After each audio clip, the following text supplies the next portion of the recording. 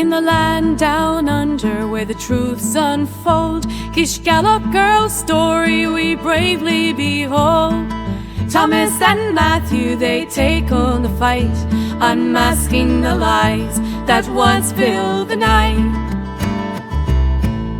Candace banished, her voice packed away.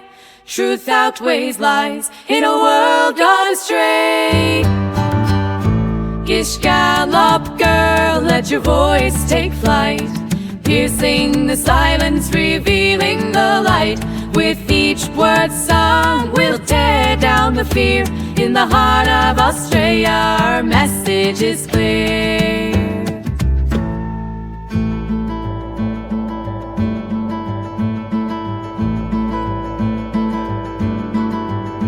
Judge Brown and Yoichi, once trusted, now lost, leading her astray, counting the cost. But here stands a duo, unyielding, so bold, sharing the message that must be retold.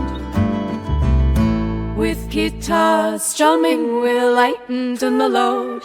Together we rise on this winding road.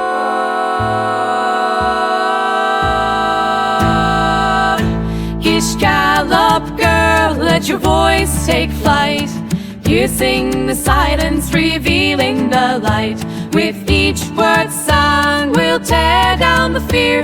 In the heart of Australia, our message is clear. So stand up with us, let the truth set you free. In this world of madness, we'll craft our decree.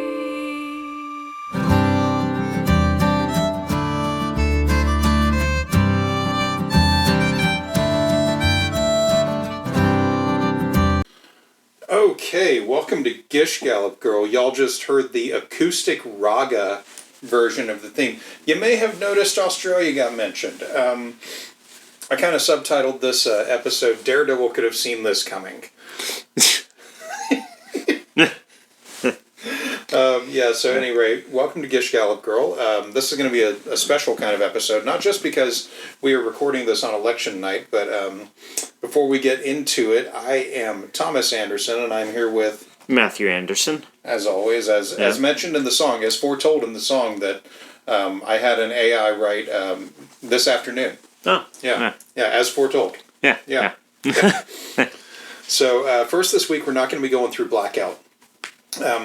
Candace did 2 interviews that will be taking up a lot of our time, and we have a lot of material to cover on her Australia business. Before we get into it, I'm going to be releasing part 1 of this episode early, as I want Australians to have access to this right away, and anyone else interested, of course. Part 2 will be out on Tuesday like usual. That said, too, we are going to put up the entire episode on Patreon, as we do.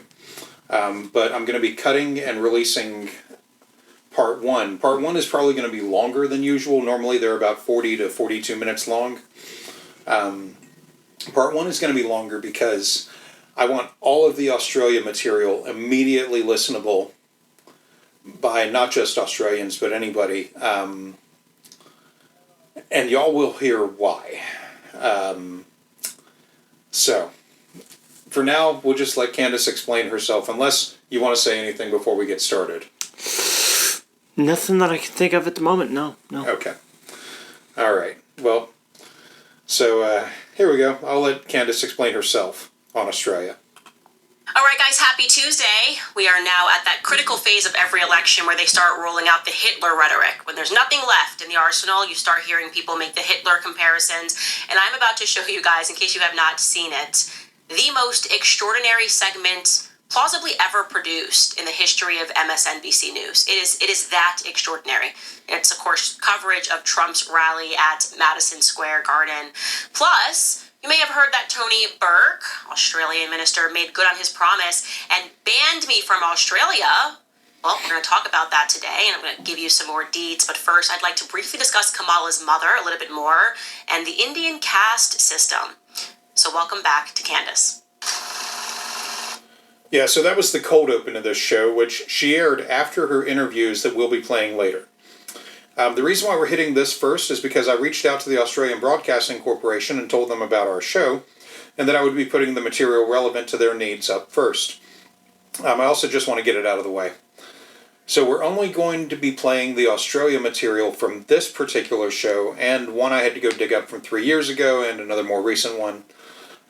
Basically, I went and collected as much material as I could. Yeah. To make the case, beyond the stupid clip that everyone likes to use of her from 6 years ago, Yeah. there is much more recent shit that applies to Australia Yeah. that should be understood and heard by them to go, no, you're not welcome here now or in the future. Yeah. Kindly fuck off and kindly return the money to your people. Yeah. You know? So, yeah. Anyway, here we go. But before we get into this, I just wanted to mention that first, what I'm about to play comes 17 and a half minutes into this episode. The majority of that first stretch is Candace going off about her unprovable statements regarding Kamala Harris's family. One of the most consistent lies is that Harris never identified as black until recently. Well, Candace plays a clip of a recent Tucker interview with Harmy Dillon, who was the Sikh that sang that prayer at the RNC recently. Yeah. The Candace was like, why would you do that? Yeah. Yeah. Yeah. Now, Candace took issue with that, but anyway. Harmy Dillon said that Kamala always identified as black in San Francisco politics. Candace doesn't touch it at all, so it's a weird choice, since she has spent weeks now insisting otherwise. Anyway, this is the start of the Australia stuff, and we'll be pulling in other clips as needed. You'll hear what I mean. We got to get to some really big news. I got to tell you, truly, I was at Dollywood. I took my kids to Dollywood, and I'm getting blown up everywhere. You're trending, Australia. You're banned from Australia. Your visa's being banned. Do you want to comment? I mean, literally, it was unbelievable. And the easy answer was no. I was with my kids at Dollywood, man. I was with my toddlers, and nothing could have been more important. And but I'm going to comment on that today because the headline. This is from News.com.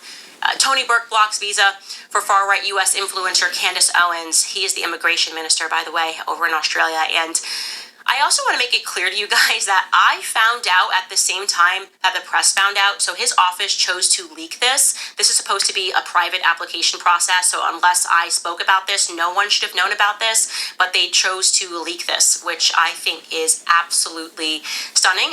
But listen, I've been kind of stunned throughout this entire process, obviously, because Tony Burke, before we had even applied for a visa, said that if she applies, we're going to reject it. It wasn't a leak, Candace. The office made an official statement to the press. Yeah. Even in this kind of thing, she can't help but lie about it. I suspect that if they had kept it private, she would have lied about it or gone over there and made a stink, at fucking customs, disembarking the plane or whatever, as is the alt-right way. Anyway. And I just am very interested in the process, I guess, just what goes on in this country, which is supposed to be a free country, I assume, but I guess the immigration minister can unilaterally make these sorts of decisions. Yep. Listen, I want to be careful here because I actually don't want to stoop to his level. I want to kind of take the approach of speaking about what's actually going on here because it's quite serious. It is quite serious when you have a person who says that the reason that I am not allowed to travel to Australia, never been in trouble in my entire life. I have traveled I was literally in Tokyo, 2 weeks ago. I've traveled all over the world. Literally just all over the world. From China to Tokyo to everywhere, Hungary to Croatia to Italy to France. You name it, down to South America. I've been there, and I've just never been in trouble. And yet, the reason that he gave to the public was because I had the capacity to incite discord in almost every direction. The quotation he gave back in November was, from downplaying the impact of the Holocaust with comments about Mengele through to claims that Muslims started slavery, Candace Owens has the capacity to incite discord in almost every direction. Okay, so of course that's just not true. And one of the things that's really remarkable is when you see people writing these articles about things that I allegedly said, they all keep saying the ADL says she said this. So they're talking about a Zionist organization that says that she said this. I guess none of them can fact check that themselves. Well, maybe not, but I can. So let's go through those and some of the other things.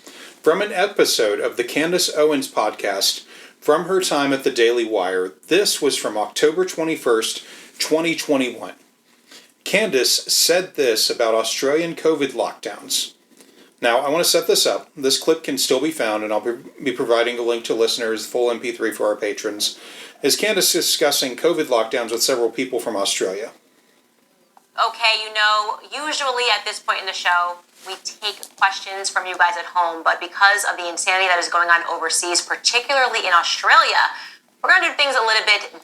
I want to say right off the top, from these early shows, her audio was really bad. She was in an open studio. Okay. And, it could have been anything. It could have been like maybe they were recording with a potato microphone like we have. Yeah. But we're much closer to this microphone. Like, the only thing I can imagine is like some boom operator who didn't want to get too close because Candace was just exuding COVID all the time. Yeah. Like standing as far away as he could, mic up in the air, head turned. My imagination is probably better than the actual scene was. But anyway, I'll let her continue here. Differently this week. In fact, I am going to be the one asking the questions. Joining us to give us firsthand insight into what's really going on over there, we have Ben Templeton, Avi Yamini, Taylor Winterstein, and Robert and Mary Lyons Watson. You guys, thank you so much for joining me today. Okay, I really hope those aren't their full names, because, wow, Candace does love doxing people. I just hope she had permission to do that. Anyway, she talks first with a gym owner who was hitting hard times due to people being told not to go to gyms by the health authorities. To his credit, that was Ben Templeton. I don't have his clip in here. To his credit, the risk of COVID transmission in gyms would turn out to be low. But I suspect a lot of that is due more to people simply not going, not wanting to risk it. She goes on to talk with a journalist that was documenting anti-lockdown protests, in which the government did use riot control tactics to break up crowds. I don't think that was good, and I'm not going to cut them any slack for using rubber bullets and shit on people that were determined to get the plague. Moving on. He goes on to say that the George Floyd protests were allowed to go on in Australia, but what he isn't saying is that the Floyd BLM protests in Australia were a year prior, and the government officials were trying to dance around what was a touchy subject. In this case, the touchy subject was how Australia has handled the indigenous people there with their cops. Those protests were a year before the lockdown riots, and they were largely peaceful protests with people masking, wearing gloves, using sanitizer, and trying to social distance. Contrasted with the other ones, it was a night and day difference. One of the panelists here is Avi Yamini, who is treated as a journalist, but he works for the Australian Australian arm of Rebel News, a noted alt-right news outlet based out of Canada. Yamini himself has been banned previously from speaking publicly in New Zealand and has proven time and again that he is a polarizing figure. He's a proud former member of the Israeli military with a penchant for hating on Muslims, migrants, and trans persons. He claims the police support his work. Yeah. His name's Yemeni? Yeah, Avi Yemini, and it's spelled exactly like Yemen the country with an I on the end. See, you said Yemeni and my brain went to Jiminy Cricket. Jiminy Cricket was more pleasant. At least he came with a song and a dance. Yeah. I mean, this guy's got a song and a dance. It's just shit. Yeah, it's total shit. You're about to hear him. Now let me ask you something. What about the police officers? Have there been mass resignations? Have they said, you know what, this is a moral abomination. I'm not going to stand for this. I'm not going to do this to innocent people that are just trying to live their lives? Some officers actually did walk up to me at these protests and tell me, well, good on you, keep reporting the truth, keep telling the truth, because the mainstream media certainly don't do it. But last night was the first public resignation we've seen from a senior constable in Victoria Police. I imagine now that there is a vaccine mandate, we'll start to see more of those come through. Before we continue, let's talk about protecting your retirement. Yeah, now, I don't know how much of that I believe, but given how inwardly fascist police anywhere tend to be, I'll allow it. I just wanted it on the record. Moving on past the ad read, which was for a different gold company, Birch Gold Group. Oh. Not the one she currently shills for. Yeah. We get into Taylor Winterstein, an Australian Gish Gallop girl of some repute. Okay, Taylor, I want to move to you. You are a mother and you are a wife, and I really want to talk about your experience as both. How is this impacting, most importantly, children? How do you even begin to protect your children from the way that society is treading right now? Yeah, thanks, Candace. Well, first of all, I get to choose my experience, and I am a mother, so anything that goes on that is said by politicians on TV, they don't get a say in how we live our life. Personally, I homeschool my children. They're not under the care of the state, so everything that goes on under my roof is in my control. And personally, for my family, my children haven't really been affected by this. I definitely do not put a mask on my children, especially even when we go out to parks and there are other children wearing masks. Unfortunately, I think it's really sad. However, I don't raise my children to live in fear. We don't live in fear. That's just not what we do in our household. So personally, for my children, they've had nothing but fun and play and love this entire time. We've had police constantly at our house almost every single week, checking on us if we're complying. And even still, we're still heading out. We're still living our lives. Like I said, corrupt politicians don't get a say in how we live our lives. So for me as a parent, that's my responsibility to make sure that I'm doing everything in my power to raise them in a way that is free and sovereign and, true to our core values, which is truth and freedom and health. I think what you're saying is so important. I talk about that. The only way we're going to make change is on individual to individual level. So the state can do what they say they're going to do, and then you as an individual have to say, you know what, that's enough. But it's getting increasingly hard with so much censorship, and I know that you are very outspoken on social media. How have you been able to continue to be outspoken? Do you fear that you will be censored? Do you fear that they will criminalize speech in the way that they have done for certain groups? I know over in Germany there was a group that was fighting for freedom. They shut it down and said this is a form of domestic terrorism. Are you worried at all that you could potentially be classified as a domestic terrorist for simply living your life? Yes, definitely. That crosses my mind. However, like I said, I don't live in fear. If it comes to the point where that may happen later on down the road, well, that's a small sacrifice that I'm willing to make in order to preserve and protect my children's future and their freedoms. For me personally, I'm not too worried if I lose my Instagram account, to be honest. Every day I wake up and I'm like, oh, it's there still, great. I'll keep going and I'll keep posting until I get taken off and I'll find another platform to speak on. So just because, you might get censored on one platform doesn't mean you're censored permanently. There's always ways around things, and I think most of us in Australia who are speaking out are figuring it out. We're finding another way. We're communicating via newsletters and emails, and Telegram is an amazing platform at the moment that we're using too. So for me personally, that doesn't scare me. I mean, right now it's really hard to believe that this is Australia that we're living in. We are facing mandates, we are facing coercion, we're facing police brutality. At this point, what is it going to take for people to actually start to speak up? I'm not too sure. Personally, for me, I've been speaking up for a very long time. So, if this is the road that it takes to get to where we need to go, then I'm willing to take it. Oh, you sound like a girl I know named Candace. Love it. Yeah, so if you couldn't tell, she's Australia's Candace Owens. Yeah, it sounds like it. So really, they don't need another one. No. They can just say, like they do in Monty Python, no thanks, we've already got one. She goes on to speak with a couple named Robert and Mary Lyons Watson. I couldn't find any public information on them. They talk about living in a state of fear and mental anguish during the lockdown period. I'm not playing their material because, again, I want to treat them, aside from, naming them the way that she did, I'll treat them as just, normal ass people. But Candace would go on to say this. I have to pull up a Twitter link for this one. Oop. For some reason it's playing without sound. Aid Australia and free and oppressed people who are suffering. And do we deploy troops to Australia?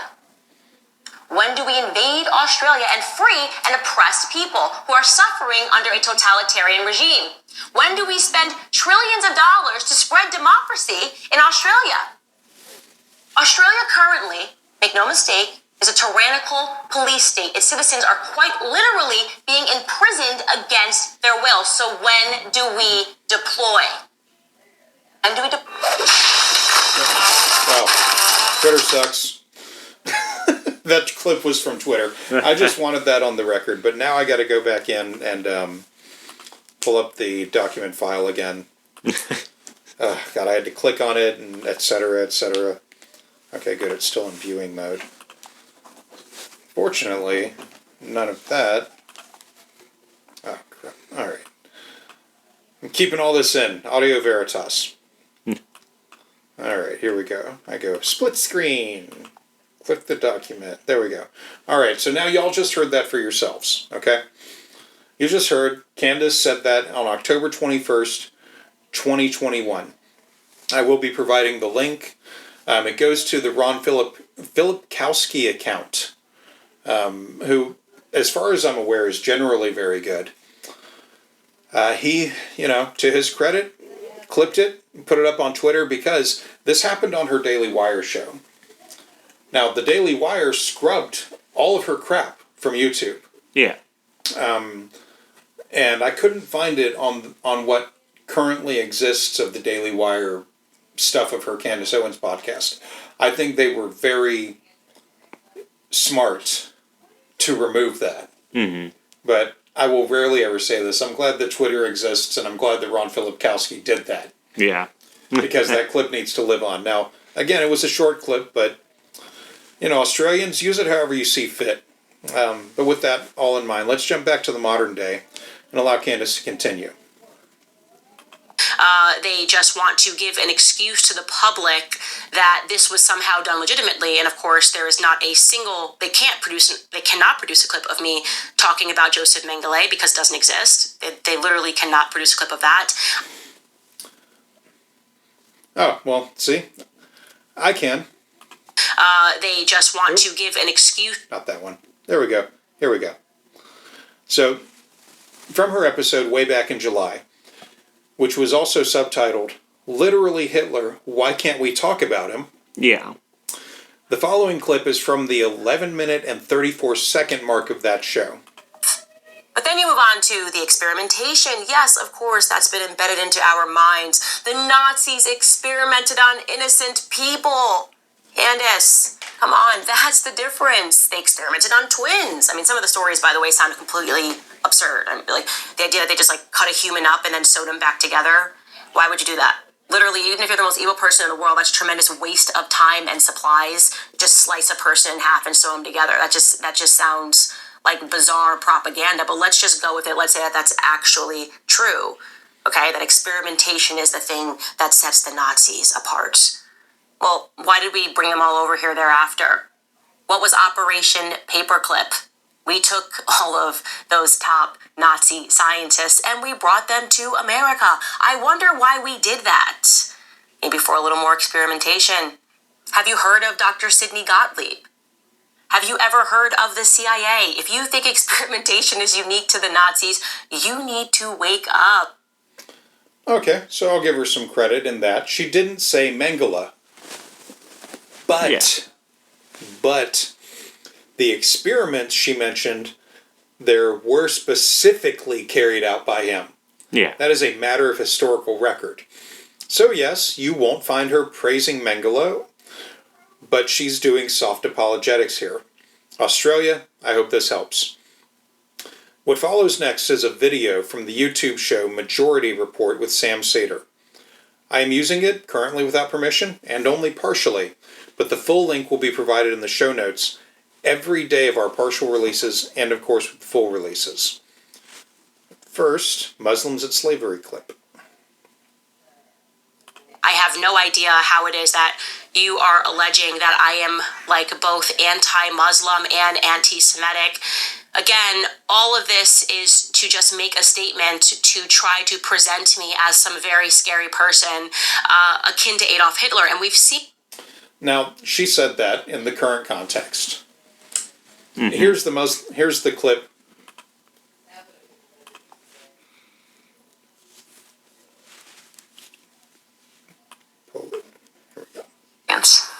But the real truth of the reason why people hate the Queen has nothing to do with the colonization. It has nothing to do, which, by the way, just to be clear, the Brits invading Africa actually represents, and this is going to get me in trouble, but it was, if you look at how forward, it brought the African colonies. It ended up being a net positive. Now, this is, of course, it's going to get me in trouble because people somehow think that Africans were living happily ever after and things were great, and then the horrible English, British descended upon and murdered everybody, and the French suddenly murdered everybody, and that just isn't the truth. Obviously, the African nations had slavery, just like the European nations had slavery. Wow. So it's an evil that was not started, did not begin in Europe, actually. It can actually be traced back to Muslim origins. All right, can you pause it, please? I'm sorry.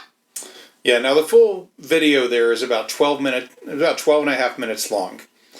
Obviously, I'm not going to play the full video, but yeah, that was Candace's part of that video. Jesus. Yeah, so, you know. God damn. Yeah. Like, she's like, oh, you know, that's not on record. Yeah, look, just because the Daily Wire scrubbed it, it generally doesn't mean the rest of the internet did. Yeah. You know? Like, I wonder why the Daily Wire fired her, you know. Yeah. It's a real mystery to some of us. Yeah, well, so, you know, so there you go, Australia. She said this on her old Daily Wire show about 3 years ago. And this was done within the first couple of days after Queen Elizabeth died. Jesus. Her history on the Daily Wire has been scrubbed, and I was unable to find the actual episode itself on a backup site. But again, the video link is right there. Moving on.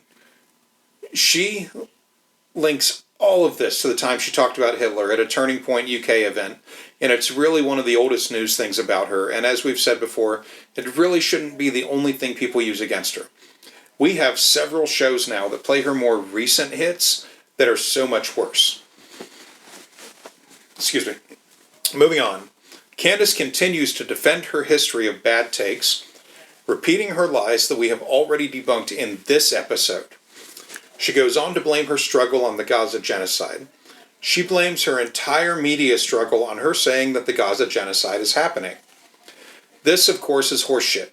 Plenty of people have talked about it, decried it, and have not been silenced in any way because they are also not theocratic fascists, which she admittedly is. That similarly staged a coup. Then there was Angola, right? That too was a Roman Catholic colony of Portugal. History tells us, though, that it was an authoritarian regime that was incorporating social Catholicism. I'd like to try that here. I know, it's crazy. I might be a theocratic fascist, but I'd like to try. Australia, if you need more than this to block her, by all means, scrape this podcast or reach out. She goes on to spend the next 8 minutes and 23 seconds or so playing clips from the Gaza genocide and speaking slowly to try to drive it home that her speaking about this stuff is what led to Australia canceling her, which is bullshit. That's where I planned on cutting off material for Australia, but then this happened later on in the week on episode 94 of her show. The setup for this, which is almost 40 minutes into her show, is that she was talking about the comedian that showed up at the Trump Madison Square Garden rally. A roast comic named Tony Hinchcliffe had made a racist joke about Puerto Rico being a garbage island. Jon Stewart of The Daily Show came to his defense and played a bunch of Hinchcliffe's material, which, as a roaster, is designed to be offensive and humorous to whoever is being roasted directly. Anyway, Candace comes off of laughing about all of that to say this, which I feel is further damning and worth hearing.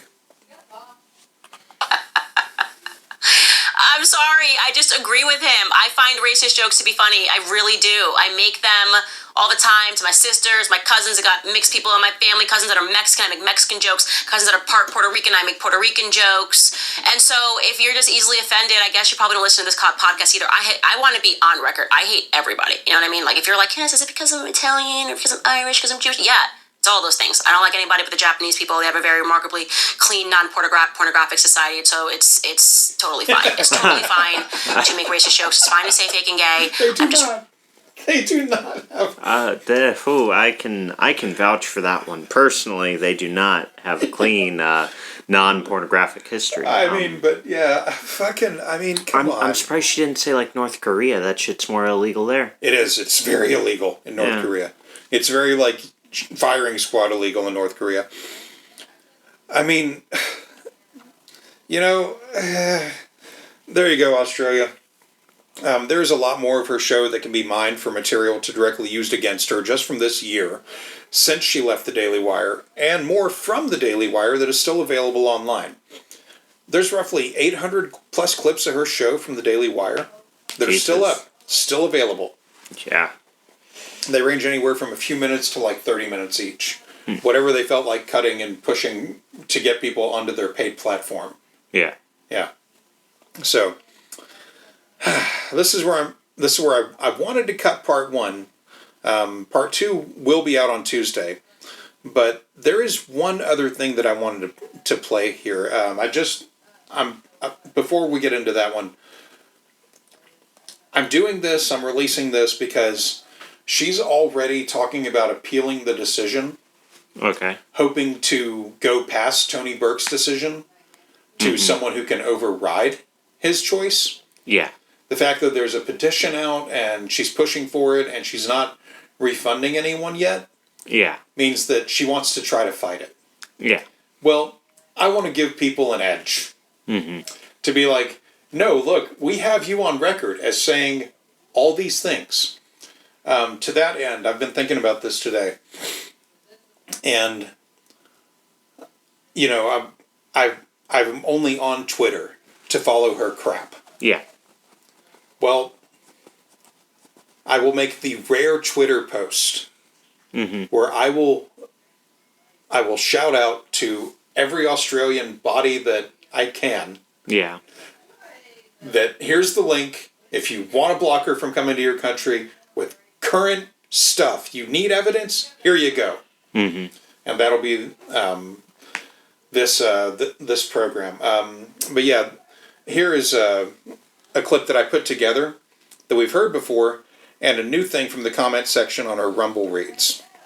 I feel like I want to include it just so they know who she is. Does anyone else remember Event 201? Just before an election, Bill Gates, the World Economic Forum, and John Hopkins ran a pandemic simulation in October of 2019. Months later, COVID. Pausing it just to say, this is an ad read that we have heard before, I think. Okay. But after the ad read, you're going to hear the part that I cut in. Okay. So let's let the ad read continue. And here we go again, because it's October and we're on the verge of a historic election. And after the recent bird flu summit in DC, they had a full-scale pandemic exercise in New York City. Their playbook is the same: create chaos, bring back lockdowns, and perform medical tyranny.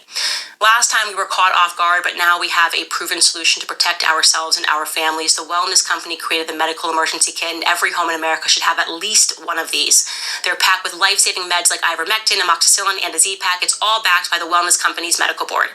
Picture this: no more frantic searches for a doctor, no more emergency waiting rooms, just a few clicks and the kit is delivered to your front door. Protect your family by preparing today. Get your kit by heading over to twc.health/Candace. You can use code Candace to save $30 on your kit. Take control and ensure you're protected against whatever comes next. Use code Candace at twc.health/Candace. Now, you could infer from that maybe she likes antibiotics, right? Yeah. She sees the value in them. She sees the value in having them around. Yeah. Wait for it. Okay, right. I'm a proud student of the Candace College of Real History. This is from her Rumble comment reads. I probably should have set that up, but here we go.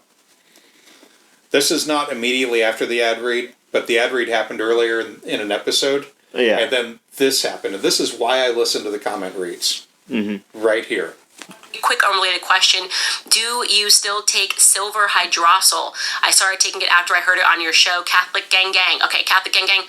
I actually take colloidal silver. I think that's what you're referring to. And yes, I absolutely do. I just take a spoonful every morning, and had an amazing situation happen last week when the doctor, my son had a red eye, and they were like, oh, we might have to give him antibiotics. And I was like, no, I don't do antibiotics. I told the person that was watching me just because I was in Japan, dump colloidal silver in his eye, and it cleared up in literally 15 minutes. She was like, this is a miracle. I can't even believe this. They were going to put him on antibiotics, and we gave him colloidal silver. But let me save that for a shot in the dark day to talk more about that.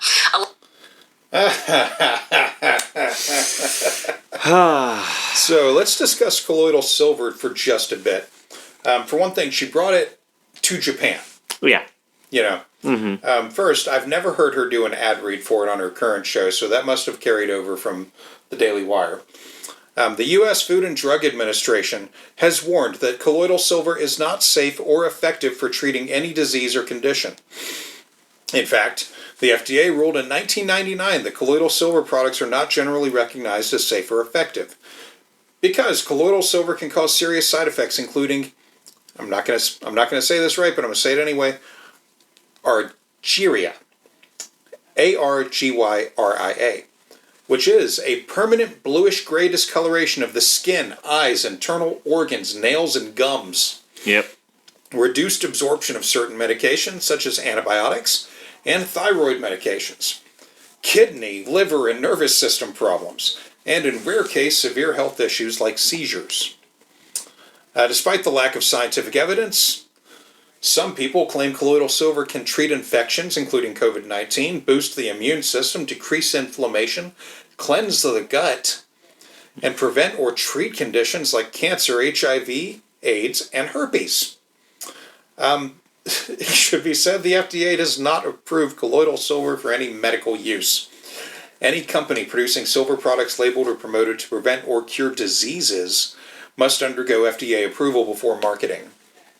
Many colloidal silver products are sold as dietary supplements, which are not regulated in America as strictly as medications. Most medical experts and health organizations strongly advise against using colloidal silver products, whether they're taken orally or applied topically. The potential risks far outweigh any unproven benefits. So if you're considering using colloidal silver, it is essential to consult with a healthcare professional first and be aware of the serious health risks associated with its use. Long-term use or high doses of colloidal silver can lead to serious organ damage affecting the kidneys, liver, heart, and nervous system. Neurological issues, including seizures, neuropathy, which is burning pain in the hands and feet, and psychosis. Other potential side effects include stomach trouble, headaches, muscle and bone marrow damage. And in severe cases, colloidal silver can lead to silver poisoning, which may cause kidney and liver damage or potentially fatal outcomes in extreme cases. So yeah, I don't think it's a good idea for her to be drinking down a spoonful of this shit every day, let alone pouring it in her child's eye. Mm-hmm. But I'm not a doctor, and even if I was, she wouldn't listen. It's just gross behavior. And that's where we're going to cut off the Australian portion of this. I just wanted to have that all in there. Yeah. You know, because this is the kind of shit Yeah. that I want to assume. Mm-hmm. I want to assume that people, hopefully more knowledgeable even than myself, I don't want to be the only expert on her work. Yeah. But from what I'm gathering, Mm-hmm. it's getting that way. At any rate, I don't want to be the only expert on her work, but I hope that there are people in Australia that are like, no, Yeah. we're not going to have this COVID-19 denying, Muslim despising, Jew hating, anti-vax liar Yeah. come and rile up our people 3 years after she said on her show that the American military needs to invade Australia because our lockdowns, which kept people from dying Mm-hmm. and were working, because she couldn't come over here without having to wear a mask in public? God forbid. Yeah. You know? Oh. God. Most masks these days are pretty comfortable to wear anyway. I mean, Yeah. because, people started to go at the beginning of it, okay, these things are itchy as shit. How can we make them, Yeah. decent? My biggest complaint, and what's funny is I was actually saved from it a bit by my customers. My biggest complaint about the masks was, the cheap ones. Yeah. Even if I was wearing it right, Mm-hmm. I felt like I was inhaling, the little fibers they were made out of. Yeah. Like I could feel them tickling the inside of my nose. Mm-hmm. And I would pull it away and I would see them long. Like, I guess maybe my inhalations were more than the mask could take. Yeah. I don't know. But, yeah, I was like, man, God, that's annoying. Well, what happened, though, was about a week or two into the lockdown period, a bunch of my customers, having craft time with their children, were making masks, like comfortable, really nice cloth masks. Mm-hmm. And they were making them out of whatever. Like one of them that I had, it was a nice thick cloth mask, and it was double sided. On one side was like rubber ducks, a rubber duck pattern. The other side was like kittens playing with yarn. And they were like, if we give you a mask, will you use it? I was like, oh yeah, sure. And so they were like, yeah, just take one from the box. We made a bunch, and so I picked it up and I was like, all right, that's kind of cute actually. Yeah. So I put it on right then, and they asked me how it fit over text because nobody was the reason they hired me to do their shopping was they didn't want to have contact with people. And I was like, oh yeah, it's actually really comfortable, thank you. And it was crazy. Like I washed and reused that one until the straps broke. But by then, the more comfortable public ones had come out and were pretty cheap, if not free. Yeah. I think even now, if you're shopping in like a Target and possibly a Walmart, if you want a mask, you can just go to customer service and be like, hey, can I get one? Yeah. Yeah, we at the old job used to keep them behind the counter at the customer service counter, yeah. Along with gloves if anybody ever needed them. Yeah. Well, and that's a good idea too for like the employees that are like, you feel a tickle in the throat and you're on like a 6 or 8 hour shift or whatever. Yeah. And like, oh crap. I don't want to, because that's the thing. You don't wear the mask for other people. You wear it, you don't wear it to not take anything in. You wear it to not put anything out. Yeah. It's like, that shouldn't have been the hard thing to teach people. Mm-hmm. Oh, God. But, so moving on now to Judge Joe Brown. For those unaware, Joe Brown was a TV judge with one of those reality courtroom programs for several years. Did you ever see his show? No. Good. I never watched any of the reality courtroom shows. I was too busy watching reruns of Golden Girls and How I Met Your Mother or SpongeBob. Yeah, because we raised you right. Oh, and Tom and Jerry too. But, yeah, of course. I mean, violence, cartoon violence is a must growing up. So he was kind of an asshole on his show, but his brain has been fully cooked in the years since, and he is stunningly full of more shit than I would have assumed anyone can be. Naturally, Candace loves him. Now, this is episode 25, and I wanted to have some fun with this, and I wanted us to play a little game. I wanted to play Joe Brown's clips with Candace as usual, but I wanted everyone to guess, is it truth, lies, or unknown? Mm-hmm. However, midway through doing his episode, I was so angry because, and you'll hear it in these clips, he just, man, when he's got a point to make, he is like a classic grandfather. Yeah. He drags that shit out and he tries to explain. I want to give him a little bit of credit because I know I'm going to be this guy in about 20 years. Yeah. When he's telling a story, he wants to like really paint the scene and bring in like all of these details, which is fine, I guess. But at the same time, he's lying his ass off about the shit that matters. Mm-hmm. So the outer details don't really fucking matter. If the core is bad, the rest of the tree sucks. Yeah.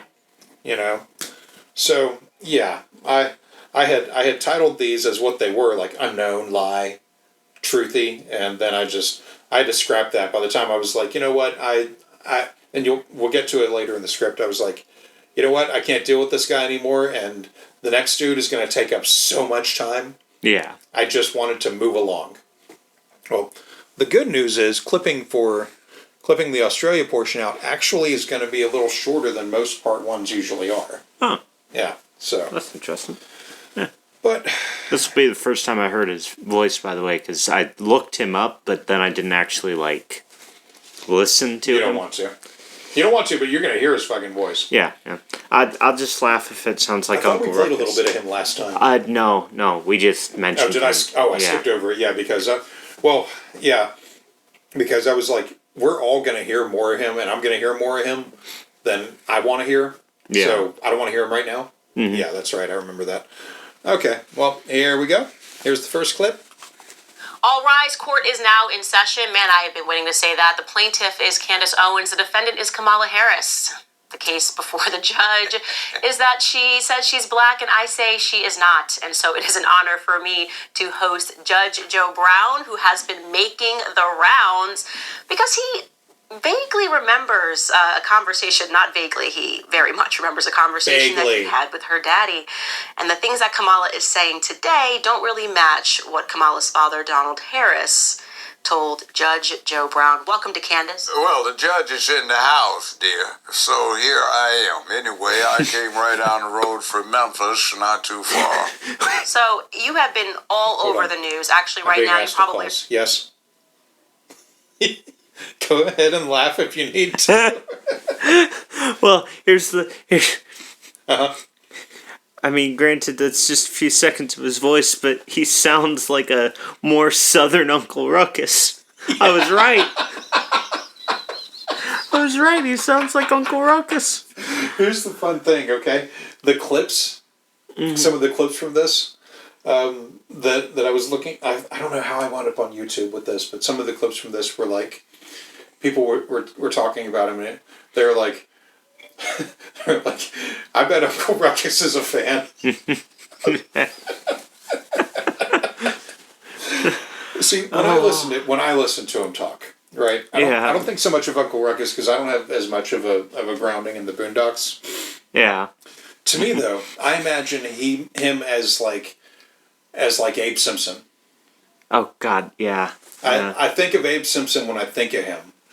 I mean, there's probably some middle ground there, but Abe Simpson is the animated one that I go to with him. But yeah, let's keep playing this clip. Are not on Twitter, but there's a clip of you that's gone absolutely viral. Well, I am on Twitter, X. Oh yeah, you're on X. Okay, good. Yeah, you can get me at Judge Joe Brown TV. Okay, so did you know that you were going viral this morning? No, I didn't, but it wouldn't be the first time. And then they tried to knock that down. Kwame Brown and I did a thing 2 or 3 years back, and we got up to 9.8 million views, which is definitely viral. But then we started knowing that the views started dropping, and then if you look at it now, it's like 800,000. I guess they didn't want anybody to look at 9.8 million. You want to see what's going on. Well, that's not anything compared to... That's what it was. I was looking up the Kwame Brown clips to try to back that number up. Yeah. And I couldn't find it, but that's where I was seeing the comments like, he sounds like Uncle Ruckus. Uncle Ruckus has a fan, and so on. Yeah. Yeah. This is actually an unknown, because I couldn't back it up. But it is instructive. He says it started with 9.8 million views and then went down from that. Well, without the data available, we can't possibly know. But none of the videos I found on the channel with him have anything close to even 800,000 views. I'm willing to file this as unknown. Now, it takes him a long time to work up the next statement, and I'm only playing the first minute of it. And you were running the exact same circles as Kamala Harris. You're out in California. So can you explain to us how you met her father, just how that came about? What was going on is well, this is a convoluted story. Magic Johnson's mother, a fine woman, and one of her buddies, who was the oldest sister of a personal friend of mine, would always involve me in these projects with the islands, right? So they got me down there, and I was supposed to participate in the youth program in Jamaica. So I was the guest of the Prime Minister and the Governor General. And who was that at the time? Well, let's not get into that because there's some complications with that. And my ex and I, we were attendees at this dinner, so we got introduced to everybody's favorite Hindu professor. And yeah. Oh God, the way he says it too. I'm just. What I'm thinking is maybe Uncle Ruckus was based on him because his TV career was pretty long. I mean, There's a chance. There is a chance at this point. I hadn't thought about it. well, because the way. But I'm looking over your reactions, and I'm like, oh my god, they must have been very dead on. The Hindu professor. Well, he spends the next 2 minutes qualifying the Hindu professor as Kamala's father, Donald. This is a lie. I'm filing this as a lie because he doesn't want to talk about the Governor General of Jamaica for no reason given. Now, the Governor General of Jamaica, right? Jamaica, as far as I'm aware, they're still like, or when they were a British protectorate, they may still be. I'm sorry, I did not look into that. And I feel like now I should have. But anyway, the Governor General position of Jamaica. The Governor General is the liaison between their Prime Minister, President type person, and the Crown. Okay. Yeah. That's an important political position. Why wouldn't you want to name who the Governor General was, buddy? Yeah. Yeah, that's something that you remember because you probably are introduced to the guy, told the guy's name, have to shake the dude's hand. At some point, if you're such a big shot. Yeah. Well, what kills me too about that is he's like, well, I don't want to name that. All you have to say is, I really don't remember. But he can't admit to just not remembering a detail that anyone could fucking forget. Yeah. Like, I hope. You know what? Right now, as politically engaged as I am. Yeah.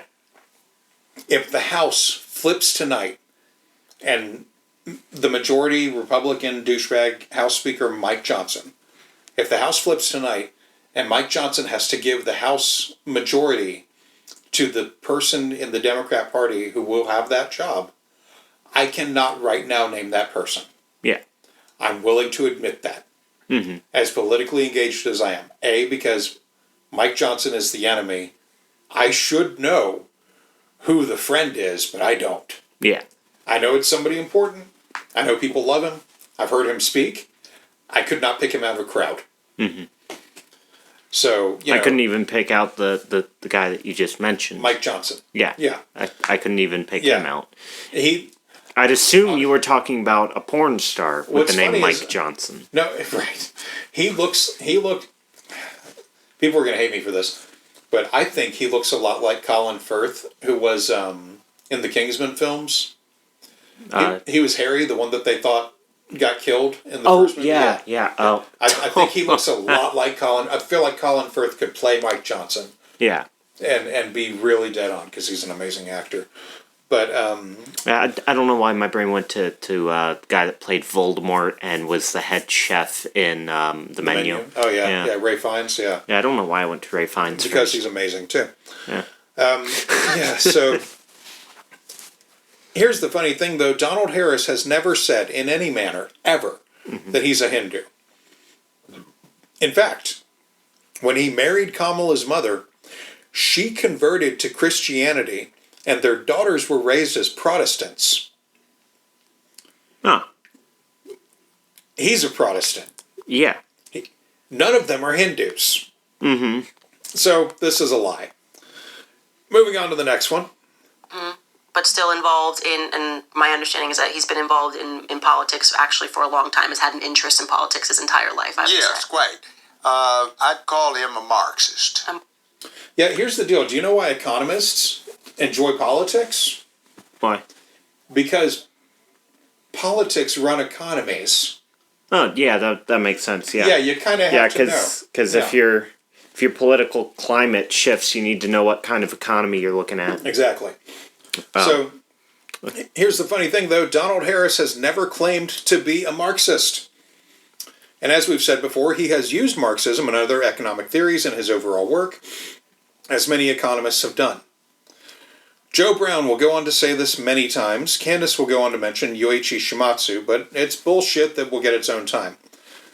But before we get into the next Joe Brown, there's something you want to play? Oh, no, I don't have anything to play, but I do have to say that his show started in 1998, and Boondocks didn't come out until 2005, so it is very There's possible. some lead time. Yeah, there's some great lead time in there. Like they might have been like, you know who has the perfect voice? Can we get Joe Brown?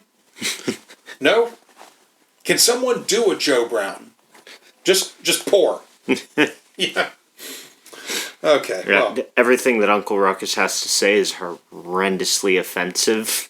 So I can't think of a single clip where he's not horrendously offensive. right. I don't want to get in trouble. Yeah, yeah. I mean, we already we skirt the line on this show. Yeah.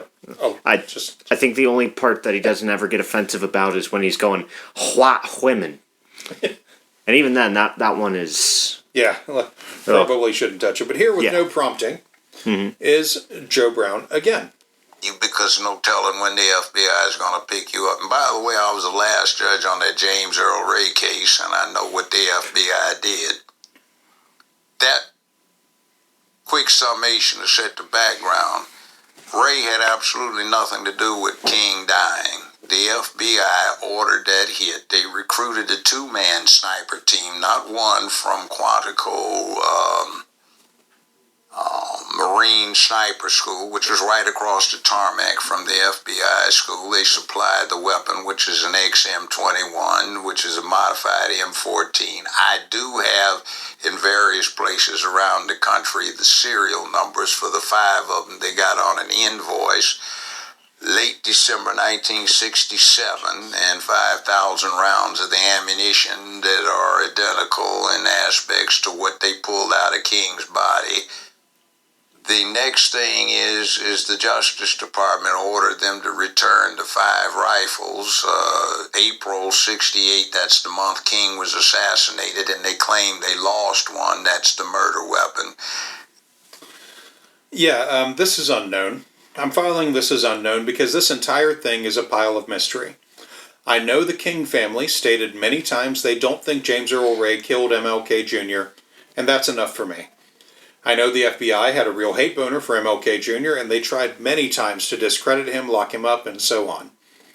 But I find Joe Brown's story and the furtherance of it questionable. I'm willing to file this as an unknown and move on. He goes on to claim across several minutes that he was present for a couple of political hits. I don't buy that he was Forrest Gumping his way through the 60s counterculture scene. He rambles for several minutes about how hippie culture was bad. I'm not playing it, there's a lot more to deal with here. He goes on to make a few claims about J. Edgar Hoover, and this comes off of a long explanation about the FBI and its cases against heavyweight boxer Jack Johnson. But that's how Hoover got started. He was assigned to the brothels in New York, and he was masquerading as one of those little special taste functions on the 3rd floor. He was a cute little colored boy at the time. By the way, Smithsonian Institution and the History Channel, they have gotten into him being black and passing. And J. Edgar Hoover, if you look, I'll show you some pictures. I've never heard this. Oh, I'll show you some pictures, and if you look at it, you're looking at somebody that looks more black than Kamala does. So anyway. So that's actually 2 lies, possibly 3. Hoover never worked as a prostitute for the FBI. And he wasn't ever tied to being black by either the Smithsonian or the History Channel. I'm going to let him go longer on the next clip, which follows up right after that one.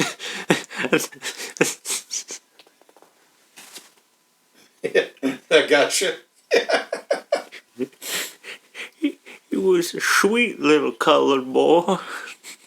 Yeah, like, what the hell, man? Yeah.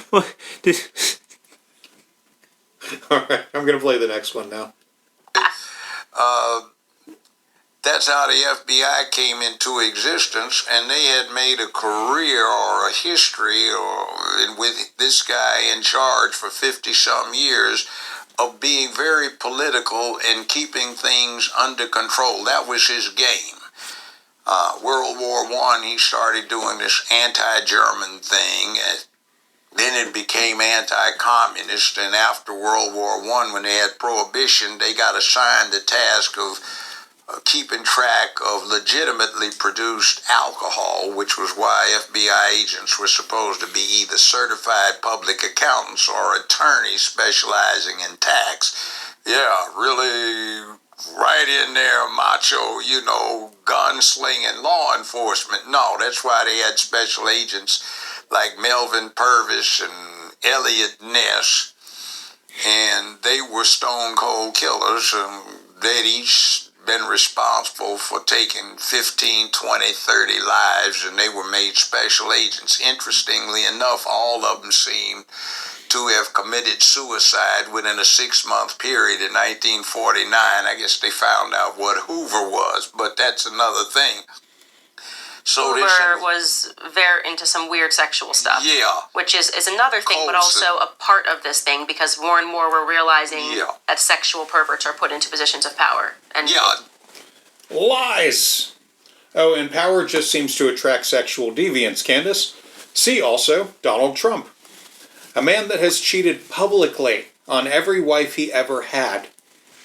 Anyway, the men he mentioned there were the famous Untouchables. See the Kevin Costner movie with Sean Connery and a bunch of other actors who I don't remember. But anyway, the Untouchable squad did not all kill themselves within 6 months in 1949. One of them killed himself. Yeah. The others died from various means because most of their work was done in like the fucking 20s against Al Capone. Yeah. And the liquor runners and shit. So you're talking 20 years later. And I think at least one or two of them that I looked up lived until the 60s. So whatever. If you guys want further details, all of it's public. Moving on. Candace enlightens Joe Brown on her various bullshit about the 4 world leaders she knows the names of that all happen to be opponents of Putin, such as Macron, Zelensky, and so on. Not fucking with it. Moving on. You ever heard of Samuel Hinckley? Is he related to John Hinckley? No. Hinkley, Hinkley. Look him up. Is he related to the Hinckley that shot? No. Remotely. But he had 7 of his descendants who were U.S. presidents, one who was a U.S. vice president, one who was governor of Alaska, one who several billionaires. And what you find is, if you look up Samuel Hinckley, they will note some of his more interesting modern relatives or descendants. So here's the way it breaks down. Lolo Sotoro.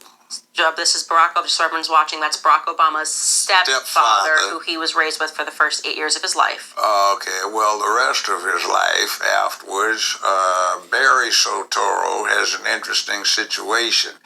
His mother, on his maternal side, his grandfather was first cousin to President George Herbert Walker Bush. So George Herbert Walker Bush, Dick Cheney, vice president, they're all cousins. Sarah Palin is a cousin. Barack Obama is a cousin. George Herbert Walker, who founds Halliburton, is Uncle Herbie to all of them. And interestingly, when he was running against John McCain's running partner was his cousin, Sarah Palin, who was governor of Alaska. Now, Uncle Hergen, no relation. Here's the fun thing, okay? Surprisingly, he's actually mostly telling the truth. Oh. Look up Samuel Hinckley sometime. It's fucking batshit. He had 16 kids. Jesus Christ. A lot of them survived. They went on to have families. They had a bunch of kids. And so on. Yeah. All of those people are related, including Obama. Huh. Okay. Yeah. Mostly this is due to the fact that Hinckley had 16 direct children and they were healthy enough to have families and so on down the lines. All of the people mentioned as family in his bit are distant cousins, including Obama, through his mother's line. It's actually impressive. But we know how Candace likes the statement, 2 truths and a lie, and Joe Brown seems to concur, as he might say. But before we get further into it, Lolo Sotoro had nothing to do with any of this.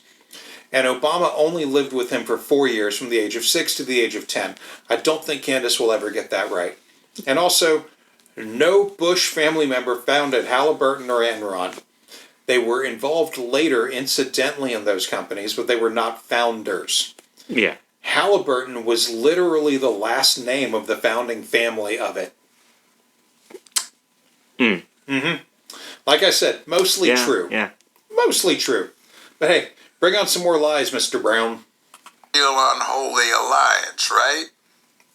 So, other thing is the Bushes for the last 150 years have been supplying international intelligence, and they were into what they call paper entrepreneurialism. They would acquire businesses and sell the components off. Uncle Herbie founded Halliburton. No. Had something to do with Enron as well, which was energy development. Lolo Sotoro was international executive vice president for Standard Oil, and he was in the oil business, but he also ran the death squads for the Indonesian army. Oh, it's funny because when you look him up, it just says that, like, what do they say that no, he was an engineer? What if they say, it's like he did? They make it seem like he did. Oh, he was a geographer. That's what it says. It says that he was a geographer who did some work for the government. I had a brother who was into that, and then the oil petroleum production was part of it. Anyway, you get Lolo Sotoro running the death squads for the Indonesian government, so that meant you had money. Indonesia might have had access to the world's largest oil reserves as they were perceived at the time. So Standard Oil used his muscle and his position to take over the oil industry in Indonesia, which they couldn't do under American law. No. So George Herbert Walker Bush, under the auspices of Uncle Herbie, George Herbert Walker, sets up Zapata Oil. They have a family holding company, Zapata Offshore Oil, which was chartered in Kuwait, by the way. Keep that in mind. And what winds up happening is George Herbert Walker, dealt with Lolo Sotoro quite frequently on oil deals. And remember, George Herbert Walker becomes chief of the CIA under the Ford administration, and he deals with their #1 contract guy over in Asia, which when the NAM was going on, Lolo ran intelligence for the CIA under contract in China, North Korea, North Vietnam, Cambodia, Laos, and Indonesia. So Barack's grandmother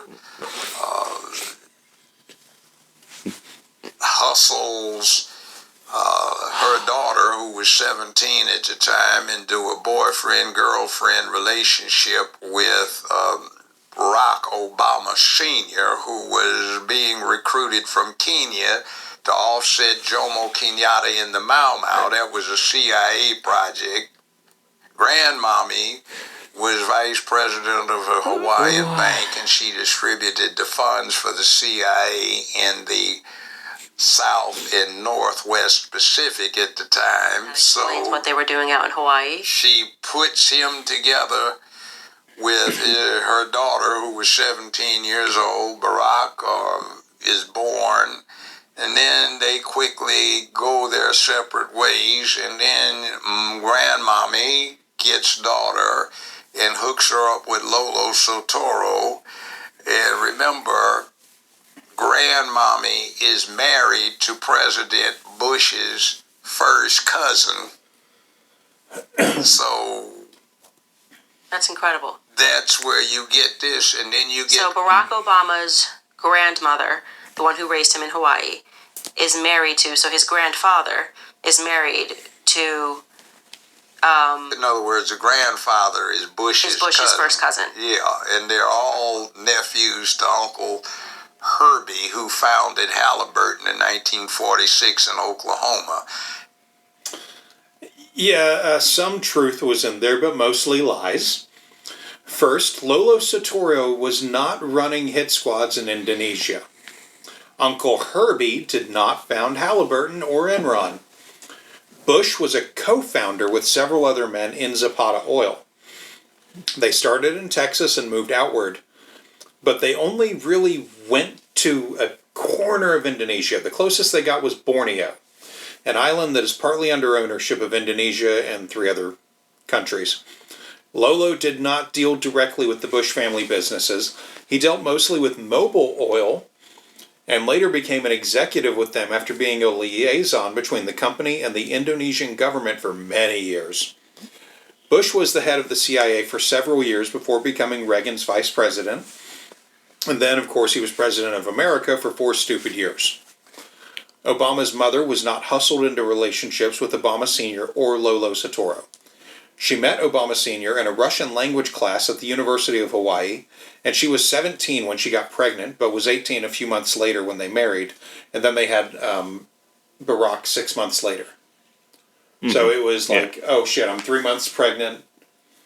They do the right thing, in quotation marks, get married, have the kid, realize they're not compatible, split. Which happens. Yeah. Any rate, she was a smart girl doing early college courses. But anyway, she was 22 when she met Lolo Soetoro, again, at the University of Hawaii, and they got married after dating for several months. He was there pursuing his master's degree. But to round this clip out, Obama's mother's father, so his maternal grandfather, Stanley Dunham, is not a first cousin to the Bush line. He is a distant 11th cousin. As are many people that I am certain are just normal motherfuckers. He goes on to let Candace talk about Kamala family shit. We're skipping it. They go on to talk a bunch about the British Commonwealth states.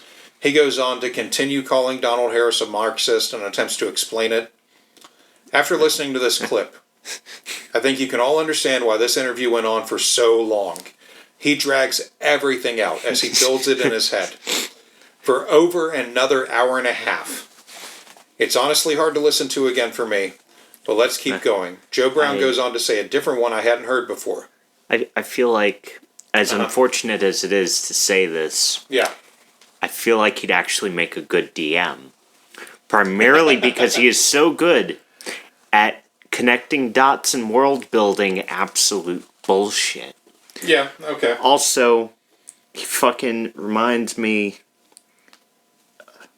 I've got something here. Oh, you did? It's about a minute long. Okay. All right, well, I mean, if you feel comfortable in it. It's from the Boondocks, but it's something that, quite frankly, while he was going on that spiel, it reminded me of. Okay.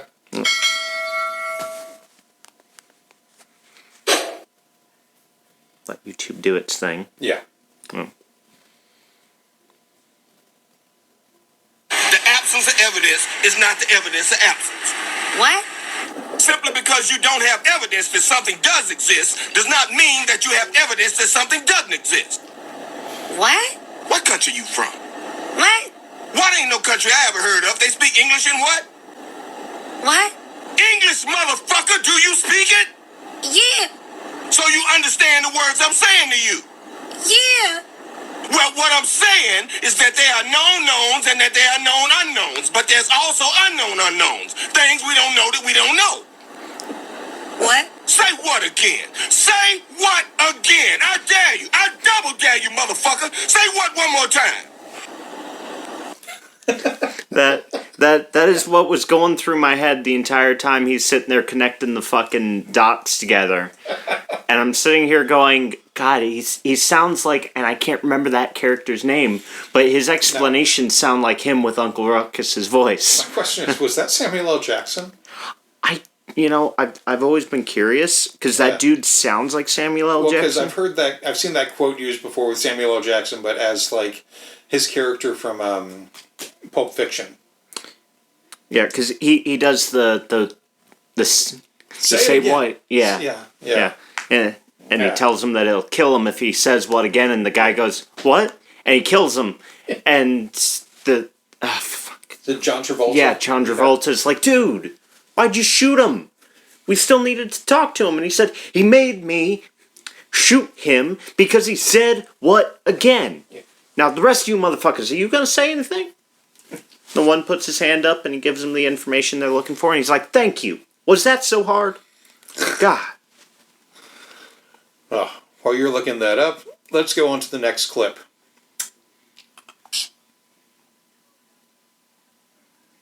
You know, one of her relatives by marriage, his name is Jesse Smollett, the one that got caught up with that fraud thing. He's her nephew by marriage.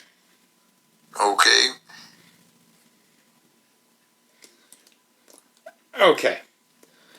Jussie Smollett, because it seems no episode of this kind of shit is ever complete without someone bringing up this asshole.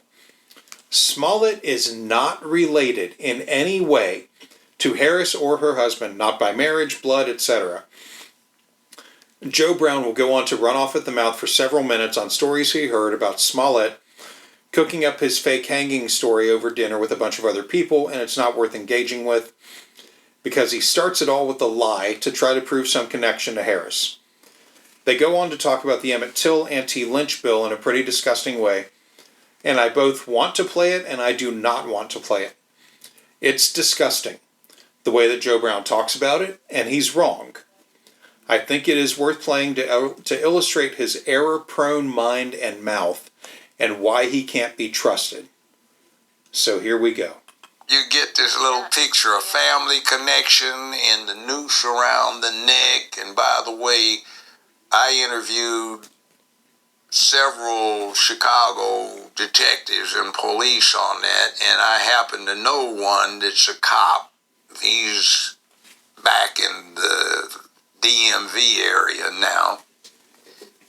And Jussie and the bunch had been planning this for months, and they used to discuss it at this particular athletic club, and everybody knew it. And they got pictures of Jussie Smollett buying this noose during Halloween season at a costume shop. They've got it on video, and on security cameras you can see him putting the noose around his own neck. And he had met with Kamala just before that, and she and Cory Booker, this is the same day when he flew into Chicago. They had been working on something that Conyers came up with in 1997 that is now modified and introduced as the Emmett Till anti-lynch bill. Wow. Remember the neck? Yes. And the whole thing, they went off and then they had to withdraw it because of the fraud that came out. Wow. Well, see, this is something they're trying to do. And maybe this will give you an idea of how they're sneaking around here. The Emmett Till anti-lynch bill has nothing to do with black people. No bill they put up has anything to do with black people. No. Or just the headline. But then when you read it... The headline does. Yeah.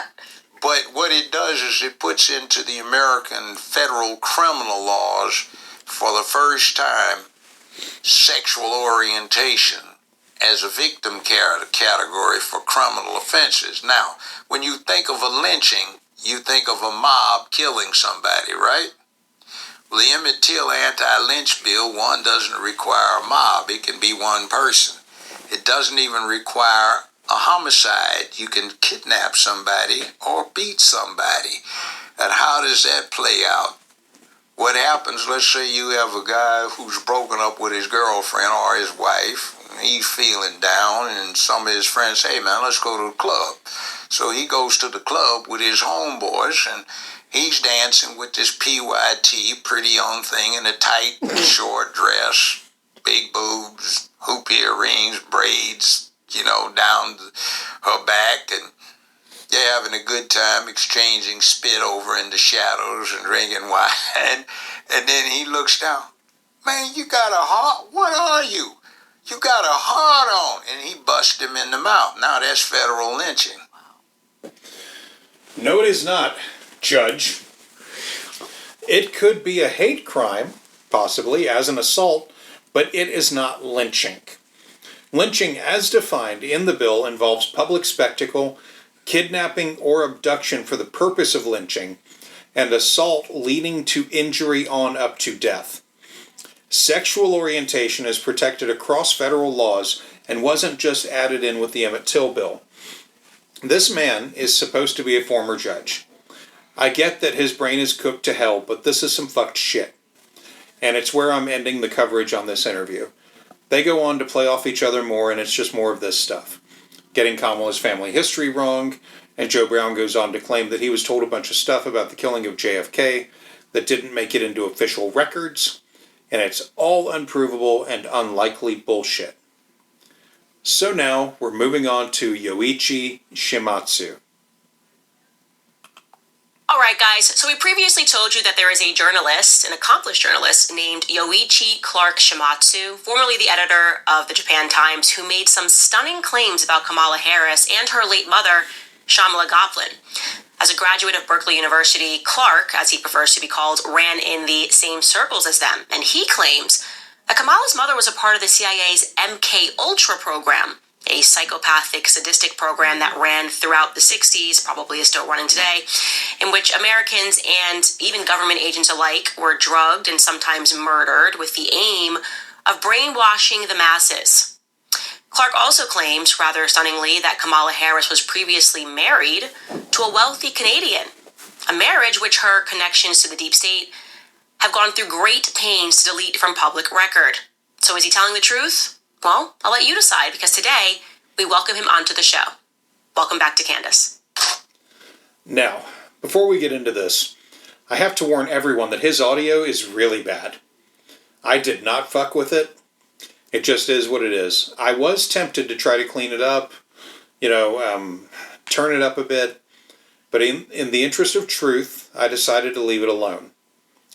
That said, Candace never said previously that his name involved the word Clark at all, and it never came up in my research on him, so that shit is new. Mm-hmm. But it does kind of prove a point that people have said about people like her for a long time. And that is that, they'll bitch about having to use someone's pronouns. Yeah. Or someone changes their name and they're like, oh, you were Michael, now you're Marie. Well, guess what? You're Michael because it says you're Michael on your birth certificate. Her kind are known for doing that. Yeah. Unless it's one of them. Yeah. She kind of floats back and forth between referring to him as like Yoichi Clark or just Yoichi Shimatsu. Mm-hmm. So, in the interest of being fair, I'm pretty sure that his name, after I went looking for him as Yoichi Clark Shimatsu didn't change anything. Yeah. It's still any of the information that I found on that, using that as the parameter, still referred to his work as Yoichi Shimatsu, so I don't know what he's fucking doing here. Yeah. But I can tell you there is no Yoichi Clark Shimatsu in the Berkeley alumni archives. Of course. Just Yoichi Shimatsu, so I don't know where this Clark business is coming from. But anyway. Okay, Yoichi Clark, it is an honor to have you join the show today. I'm just going to let guests know that you are joining by audio because you are in a very remote area, but welcome to the Candace Show. Well, thank you very much. Very glad. I'm a rather minor character in this border drama right now, and I'm afraid communications where I am really, they've been tampered with because of the border situation. It's terrible now. So. Well, you might be I just want to say real quick, when he's referring to a border situation, mm-hmm. It comes out much later in the week. They don't mention it on this episode. It comes out like later in the week. He's in New Mexico. Okay. Yeah. I don't know why. I will assume there's an article up on rents.com that I have not fucked with. Yeah. But yeah, he's in New Mexico. So, anyway, here we go with the rest of the clip. Minor character down there, but you're definitely a major character on my podcast right now. We have just been crawling through Kamala's background and her history. I'm sure you're very aware of that. And we did come across your piece, which was quite fascinating for a lot of reasons. You had mentioned a previous marriage that Kamala had. You had mentioned the MK Ultra program. I would like to just start with Kamala's mother and speak about the MK Ultra program because it's actually a program that I have been speaking speaking about at length on the podcast this year that I've been asking Americans and the world to really familiarize themselves with. So can you just let us know how it is that you are familiar with Shamala Goplin, Kamala's mother's work, and what it is that you know about her, please? Well, I was sort of a contemporary of theirs in the books area. I worked at a news service in San Francisco, Pacific News Service, and so very familiar with the characters there, where she lived, of the foreign student population at Berkeley. And I did attend the journalism school, the graduate school of journalism at Berkeley, so this is all familiar ground for me. Kamala was a prosecutor later when... she was behind the incarceration of like hundreds and probably thousands of young black juvenile delinquents. Yeah, there was young kids, but then you have to understand the situation. Then the older guys who were running the drug trade for the cartel at the schools, they would forcibly recruit these young guys, and she was just slamming them into prison. It was just horrible, and that's one reason why a lot of black men refused to vote for her now. She, just that one-sided treatment while she let all the major cartel figures walk or just warned them, get out of here because the cops are trying to arrest you. So she was in the thick of it. She was the girlfriend of Willie Brown, who was a lawyer. He had a law office for the cartel. Later, he became mayor and a state senator. But she was just in the dirty business. And one of my best friends and proteges, Jeff Adachi, died mysteriously. Yeah, kudos for getting it all out early, but Willie Brown never repped any known cartel members or leaders. He did have other scandals associated with himself, such as having an affair with Kamala Harris when she was much younger, but nothing ever involved a cartel. Kamala Harris did prosecute a lot of men during her time as a prosecutor because that's what they do. But it wasn't thousands.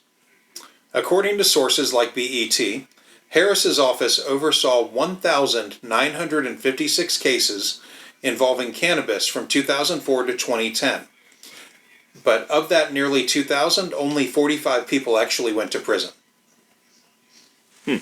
And their ethnicities aren't publicly available. During her time as Attorney General, there was a similar number. Again, close to 2,000. It was like 1,974 admissions to prisons for cannabis and hash offenses, but that was all inmates across the board of California, not just black men. The population of black men in California prisons dropped about 0.5% during her tenure, and she never incarcerated people for simple possession. Also, as I said in our last episode, Yoichi Shimatsu's name is listed on the UC Berkeley alumni site, but as I said earlier, there's no photo or other information given. He also doesn't claim UC Berkeley in his personal work.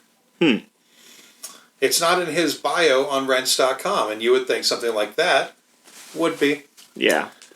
Anyway, they're going to talk about Adachi now. Yes, let's actually speak about that. So you have a young friend and your protege named Jeff Adachi, and the first time that I had come across his name was in your piece, and I did do a little bit of research, and it is a fact that he did die rather mysteriously, and I think it would be fair to say that he was a contender of Willie Brown's office. Willie Brown was running somebody against him, definitely made enemies, I would say, of the Democrat elite class in San Francisco. So could you just inform my readers a little bit more about Jeff Adachi? The thing is, he was at Booth Hall as a contemporary of Kamala's.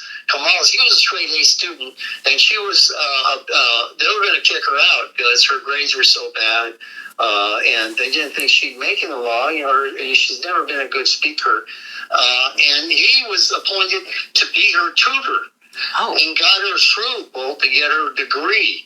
Later on, she was hired to be public prosecutor, and strangely enough, he was a public defender, and he set up this huge program in which a lot of people really, like a lot of parents in the Western Edition and in the Fillmore, those are Black districts, were really enthusiastic because he was getting the kids out of prison. These were really hardcore prisons, and getting them into special ed programs, educational programs, work study programs, and straightening them out. And hundreds of kids, and so the community was overjoyed. And then one day he was found dead in his apartment. And they made all kinds of things that, oh, he had this affair with this Russian woman as if she had killed him. But no, she was just a visitor in town. He had gone over to visit her and chat with her. And then the autopsy was also the first one said, oh, he was died of all these drugs. The second autopsy showed him to be clean. So this was just a major, I hate to use the word conspiracy, but that was a conspiracy about his murder, to eliminate the guy who knew too much about Kamala, had opposed her treatment of young people, and they offed him, basically. No. Adachi did not tutor Harris. Yeah. He graduated 4 years before her. Mm-hmm. She was seen as a generally good student. This goes both for her time at Howard University as an undergraduate and at UC Hastings School of Law, where she served as president of the Black Law Students Association. Yeah, that you don't get to that position by being A slacker. Yeah. Yeah. Moving on, Harris and Adachi knew each other and had a friendly relationship beyond being professional adversaries at times. Adachi died at the age of 59 and had a friendly phone call with Kamala a week before his death. Yeah. Again, he didn't tutor her. Yeah, and Well, you're on the right program to talk about conspiracies. I'll tell you that for free. One of the things that I've noted is that it does seem that part of this, if you want to call it a cabal, call it a mafia, one thing that they understand is to make sure that they control the medical examiner's office. And I don't think that there's any person in the entire world who would doubt that now, especially following COVID, that medical examiner offices are polluted with politics. And yes, if you're listening to this, you should look into the Jeff Adachi story. There's no question. You have a young person who has his entire life ahead of him. He dies rather suspiciously, and then the media starts throwing out all of these theories, which is what they tend to do. They create a bunch of theories that it confuses the masses, and they look everywhere but where they should be looking. Now, I did not realize that he had helped Kamala in the past. I did not realize that they had a relationship. He went out gone into the law without his guidance and really attention, and it took a lot of time away from him. He was not a rich person. His father was an automobile mechanic. He worked his way through school. I mean, and he was, and as a straight A student, that's just amazing. Really nice kid. He helped me out a lot with the Southeast Asian refugees following the Vietnam War when they were banned from coming to the U.S. And I was dealing with a flood of them and needed some legal help because we were lobbying Congress. And Jeff just stepped right forward, took care of it, and really great kid. He didn't drink, didn't smoke, really clean kid. We would go to bars in Japantown. Good singer at karaoke, but he didn't drink a drop. He was just a totally nice kid, all American. And just what was the year, by the way, in which he passed, or around about? I think he died in the early 90s. That was by then. This dude and his lies. mm-hmm. Okay, so this guy is supposed to be a great friend of Jeff Adachi. Yeah. Hung out with him on a regular, mentored him, he says, and he says that he died in the early 90s. Now, without looking it up, anyone want to guess when Jeff Adachi died? He says the early 90s. Go for it. I'll say late Uts. February 22nd, 2019. Damn. Okay. All right. I mean, I don't believe in ghosts, but if anyone deserves a haunting, I think this dude deserves one. Yeah. Yeah. How the fuck you go from, oh yeah, I think my best friend died in the early 90s. He provably died in 2019. Yeah. What a shitbag. Wouldn't it be funny if he's getting his Adachis mixed up, and that's what the problem is? You know, you would think so, but there was only one Jeff Adachi that was also a public defender. Fuck. He's See, it'd the be only funny one if that there were two Jeff Adachis, and he's just getting them mixed up, or not even a Jeff Adachi, just the last name of Adachi, and he's just getting them mixed up. Because then you could maybe, I don't know, form a legal case about racism or something, I'm sure. Yeah, right. So, God. fucking 2019. I think he died in the early 90s. The first time I heard that and I looked it up, I was like, wait a minute, no. Because I had already looked up when he died. Yeah. And I was like, how are you supposed to be this motherfucker's best friend? Mm-hmm. And you're like, oh yeah. Like, man, look. If you get my death date wrong, I understand if you don't get the actual day wrong. But if you in the future are like, oh yeah, my old man died in 2052, and I've lived another fucking 20 years past that, I hope that whatever body I'm inhabiting literally gives up the ghost. And I can just like float above you and just gain corporeal form for an instant to just punch you solidly in the junk. Just while you're asleep, just wham! And you'll wake up and you'll be like, oh fuck, it's real. Oh no, you know. I mean, what the fucking hell? God damn it. These fucking people. Alright, next one. In Japan, I had been hired after the San Francisco earthquake, Patriot Paper in Japan. So I took off, and I didn't hear about his death from my friends, you know, because they were so tied up with it. And it was only much later that I found I heard that Jeff. I said, "What happened to Jeff?" And he says, "Oh, didn't you hear? You know, he died." You know, and then What is it? it was a funny shock to me, and there was nothing I could do it at the beginning, so it took me a long time to catch up with Kamala on this one. Okay, so what is it about Kamala that Jeff Adachi knew that you believe would have created some conflict for her? The cartel connection. Yeah. It wasn't mafia. You know, it wasn't conspiracy. It was a cartel. She was an agent of the cartel, and I know other stories too about members of that. You know, with San Francisco, it's a very close circle. It's not a large city. Right. We heard the same thing from Judge. I knew everything else, and no one really wanted to talk except me. I worked at the Pacific News Service, and I broke these stories, but even they were scared to take on the cartel. Now, I did not mash clips together. Candace was starting to talk, and he just overrode her. But Kamala Harris prosecuted cartel members often across her legal career and seized lots of drugs off the streets. So this is all just more garbage. Harris's legal record is publicly available. Very interesting, and you know, I did recently speak to... Hold on, before I keep playing this clip, I want y'all to understand that what we're hearing here is basically the continuation of this entire interview. I have only clipped it to stop and talk about the facts. There were only, I think, 2 sections of this entire thing. Aside from ads, we don't need to hear her fucking ad reads on this one. Yeah. Aside from her ad reads, which I cut, I only cut a couple of other sections. This is, as we go through, this is most of a 55-minute interview from start to finish. Jesus. Very few cuts made. I feel like Judge Joe Brown former Judge Joe Brown took less time and connected a better story than this guy's doing. This guy is so fucking cooked. This guy reminds me of some of the people I used to like sell fucking lottery tickets to. Yeah. They would just come up and they'd be like, "Man, the state is it's owned by the Marxist." Okay, dude, what do you want from me? Oh, can I get like 3 Powerballs on 1 ticket, please? Bro, you're funding the government. Right. Are you aware, sir, that the lottery is a cynical tax on the poor?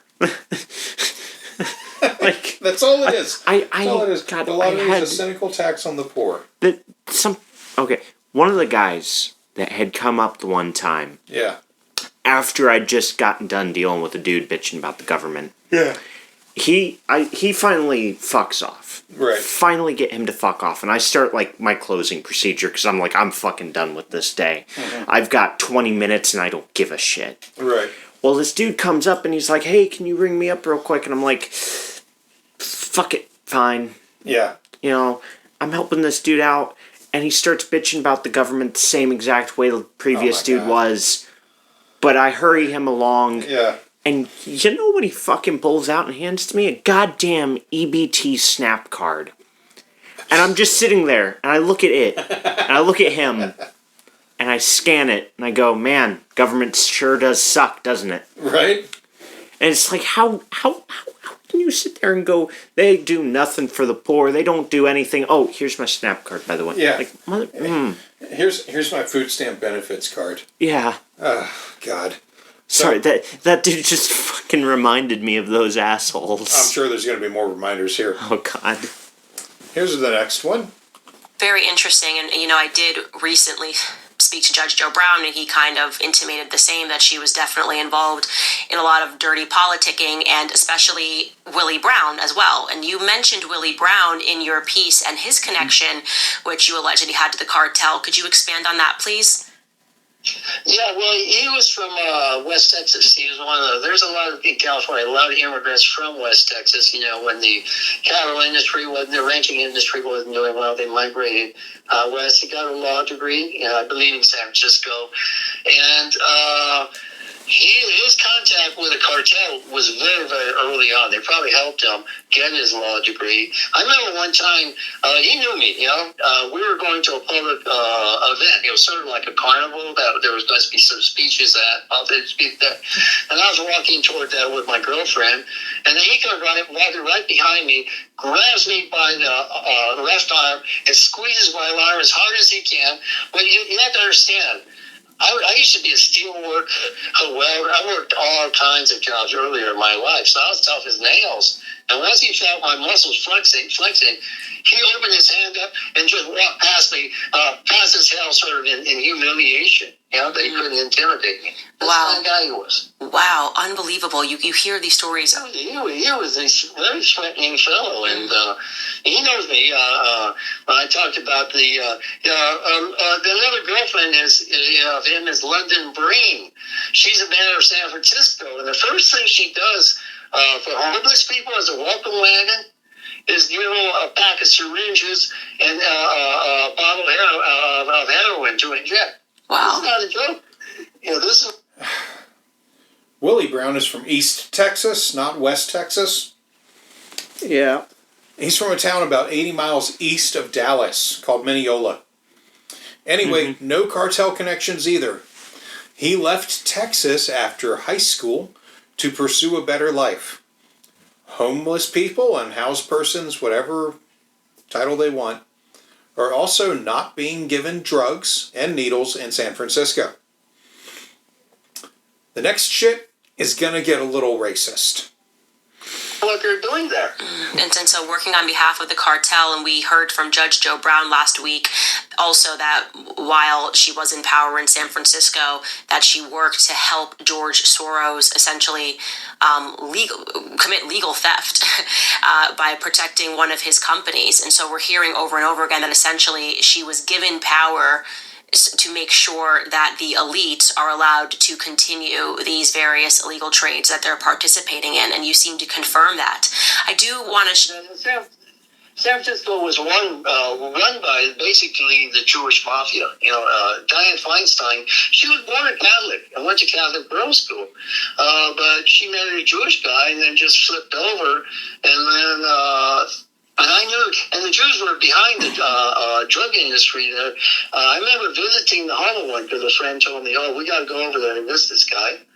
And we went there, and sure, he was the biggest dope dealer distributor in San Francisco. He ran a garage, the big public garage in the middle of the city, where was a lot of money laundering. He was there right there, shameless about it, counting the cash at his little desk while his wife jumped on me and started rubbing her boobs on my face. You know, who was this?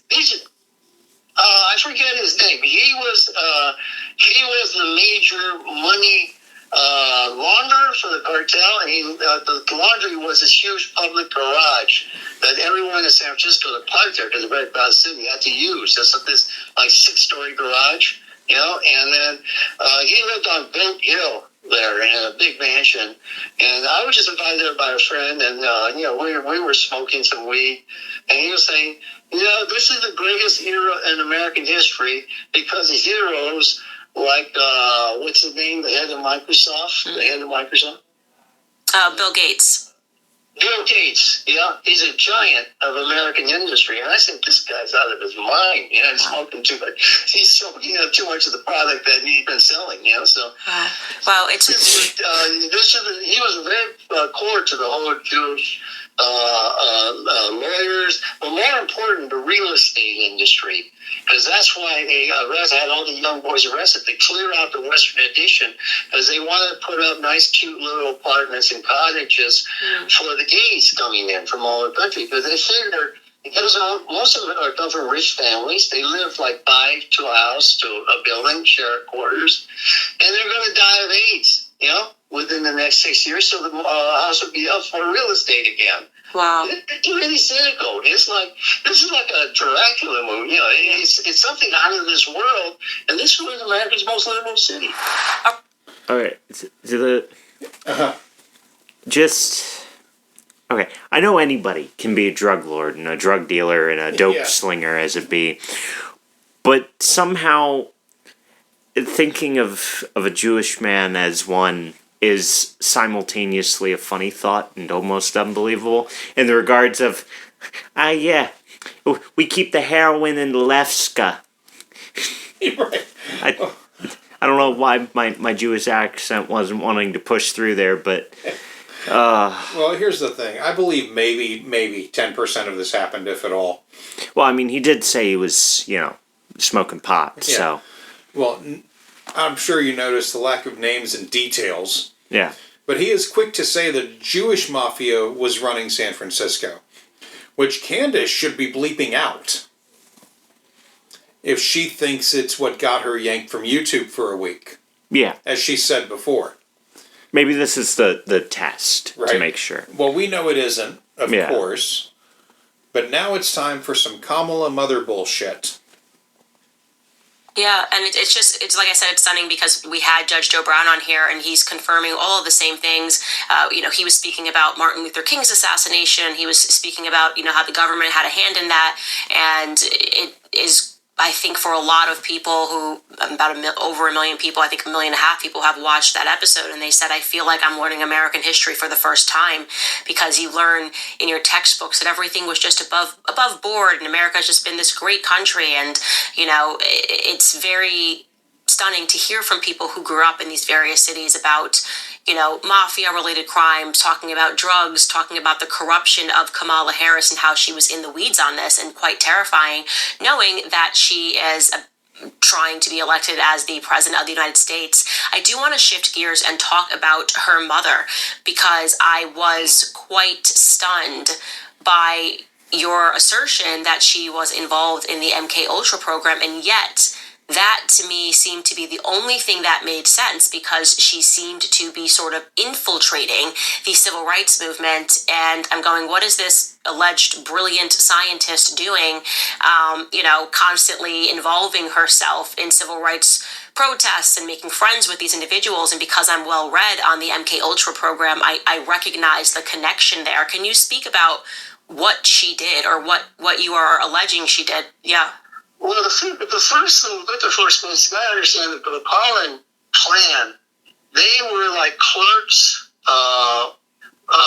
judges, spies for the British when India was a British colony. And Miss Pollen was born when it was still a British colony. So the rest of the country was up in arms fighting against the British, but they were very, very loyal to the British intelligence service and police service in India. So this is how they all got ahead, by catering to the British. And that enabled Shimatsu Gopal, when she was, after she got her degree in Madras, India, to and UC Berkeley, which is not the cheapest school in the universe, Northern California, a really inexpensive place to go. It's one of the most expensive places. I know. I went to school there. It's very expensive there. Currently, it is expensive, but not back then. And he should know that UC Berkeley was actually one of the most affordable colleges to attend in the 60s. Do you want to guess what the tuition cost was? When Kamala's mother and father went to UC Berkeley, guess what the tuition cost was? What time did they go? Oh, it was like the late 50s, early 60s. Okay. Yeah. Because that helps dial back the prices. Yeah. Go ahead. What's average tuition cost these days? It's in the hundreds per like credit hour. Okay. If you have like a class that's like 3 credit hours, it's like the credit hour cost. Let's say it's $85 Mm-hmm. times 3. Okay. So it'd be like 240 whatever. Yeah. Okay. Yeah. So given just that kind of breakup. Yeah. Okay. Say a safe 5,000 feels too low, but 50 what? thousand ish For a year? Maybe dial it back a little. 26,000 for a year? Yeah. You would be exactly $26,000 over the cost. Oh, it was free? Yeah. Oh, well, fuck. Okay. There was no tuition cost for California residents through most of the 1960s. Shit. There was an annual incidental fee Okay. of $84 for a year. Which back then, not that bad. Minimum wage was $1 an hour. Okay, so Still not bad at all. California had some of the most affordable universities for residents. That's why people flocked there. If you consider the fact that you're, you got to pay probably the rent for your dormitory or whatever, but still, if you've got a job and a place to stay, you can afford that with 2 weeks of work. You work through a summer. Yeah. You don't take summer courses. You work through a summer. You've got your incidental fee. Work through a winter. Yeah. So her parents sending her to go to school there after she had graduated in India at a good school, sending her over there was not a huge fucking deal.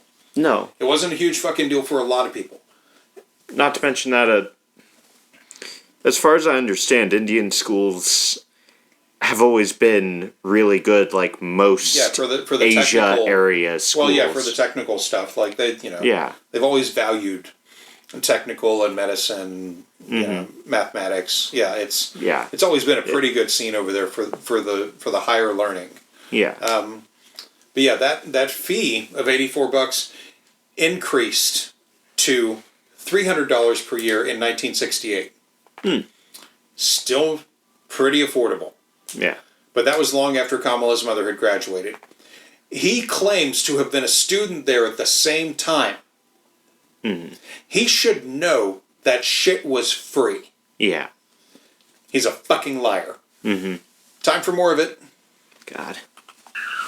She worked at the monkey lab there. She was into it's a real strange combination of psychology and simian studies and zoology, okay? And she was an expert, training monkeys and all that. And Madras is an area, her hometown, where there's a lot of monkeys running around the Hindu temples and all that. And so she's very familiar, very good with them.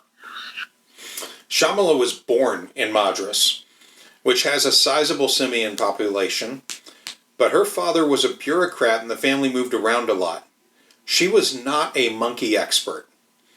Her research and her life's work was focused on breast cancer research and hormone development, and she made several significant contributions to the field in her very long career. This is all ludicrous, but let's allow him to keep going. Is he... All right. Pardon my French on... Because I'm fairly certain I misheard him. Did he say Chapos or Japos? I think you misheard him. Okay. Period. Because What did he say? what? In that she was around a lot of monkeys and stuff, yeah. and then he said. He might have said capuchins or something. Okay, he probably said capuchins because I'm sitting here and I'm like, what did the Japanese and the Hindu have to do with monkey research? Well, here's the thing too. Her work never touched monkeys. Yeah. Period. And more to the point too, there was no monkey lab at UC Berkeley. Yeah. She never worked in a monkey lab. Period. Yeah. Yeah. I mean, I wouldn't mind working with monkeys. I mean, I know they can be a little touchy, but they are dangerous creatures. Yeah. I like to see them at the zoo behind glass, because if they fling their shit, it hits the glass and doesn't go through bars. True. I like seeing them behind glass. That's why every time we have ever gone and we've looked down on the monkeys, I have kept my eyes on them. Yeah. Because if they look like they're going to throw anything, I'm ducking. Yeah. Period. Yeah. They have amazing aim. Yeah. And even if their shit hits someone beside me, I don't want the collateral.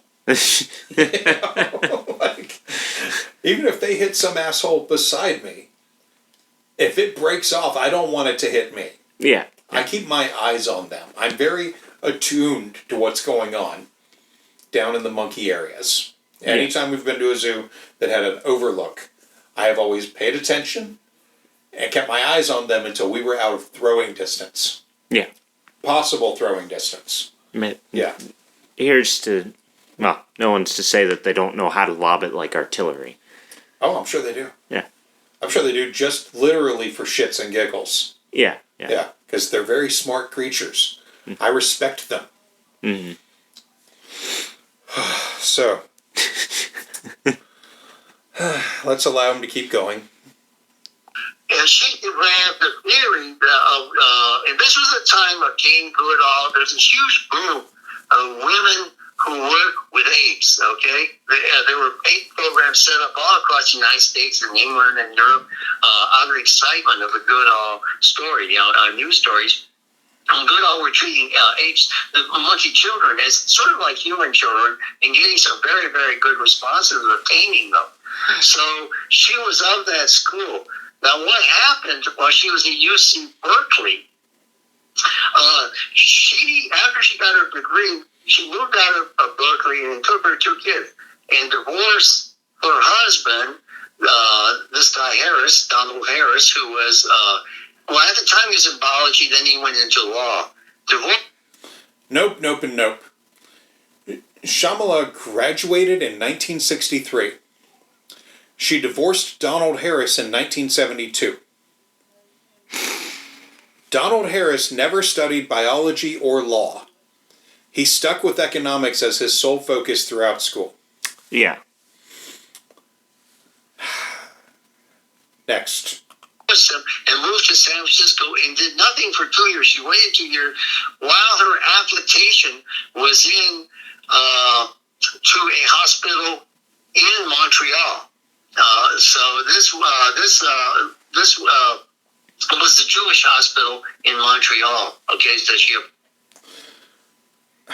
Kamala was 12. Her parents divorced in 1972 when she was 7.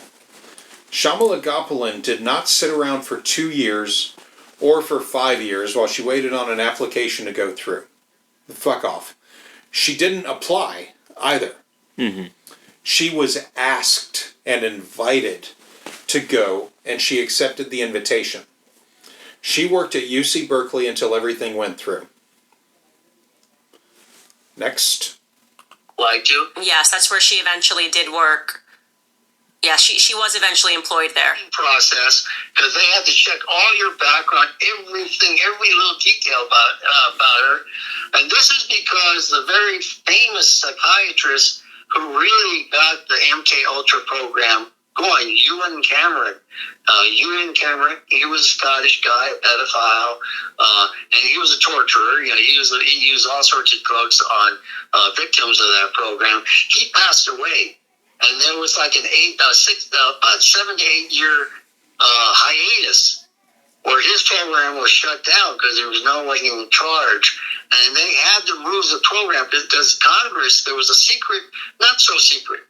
There was an investigation in Congress about MK Ultra, so the heat was on the Canadians. The Ewan Cameron's lab was in Montreal. Okay. Ewan Cameron's lab was located in Montreal, and it was active between 1957 and 1964. Mm-hmm.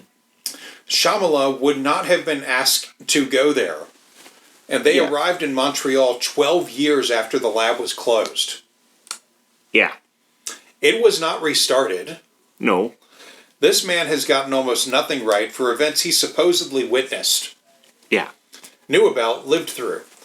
But Candace just keeps soaking it up.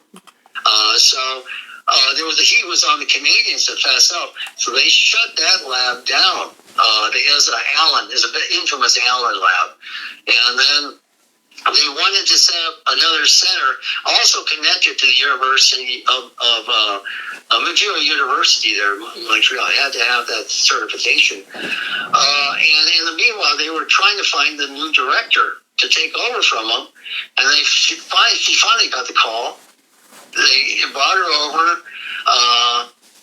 They set her up at another one at the Jewish Hospital Annex. And she took charge of the not only the monkey lab, she took charge of the patient care ward. There was a small patient care ward because at that hospital, Jewish Memorial, had a psychiatric clinic also. So she worked as a psychiatrist there in a very small division, which became the Center for the Revived MK Ultra program. Okay, so I'm just going to ask a question here. So I did not realize that the person who started the program was a psychologist named Cameroon. I was under the impression that the person... Ewan Cameron, yeah, I was under the impression that it was Dr. Sidney Gottlieb who... No. Okay. Sidney Gottlieb was a golfer. He was applied. He wasn't into research. Okay. He just applied everything Cameron had developed. Okay. Use of drugs, hypnotism, light deprivation, all of those nasty techniques to destroy a human willpower. Wow. Capture their brain. Gottlieb is a famous one, and everyone thinks MK Ultra was basically American tech. You know, it came out of London. It came out of the Tavistock Institute of Sigmund Freud. Yes. I'm sorry. I know you're probably about to explain it, But just off the top, first, MK Ultra is an American CIA thing. Yep. And then MK Ultra is a Canadian thing that they supposedly revived with an Indian scientist at the helm. Mm-hmm. But it's not really a Canadian thing because it all started in London. But really, it's all because of the Russians? Yeah, we're going to get around to that. What the actual fuck? I named this clip. Bro, leave Britain out of this. Britain had fuck all to do with MK Ultra.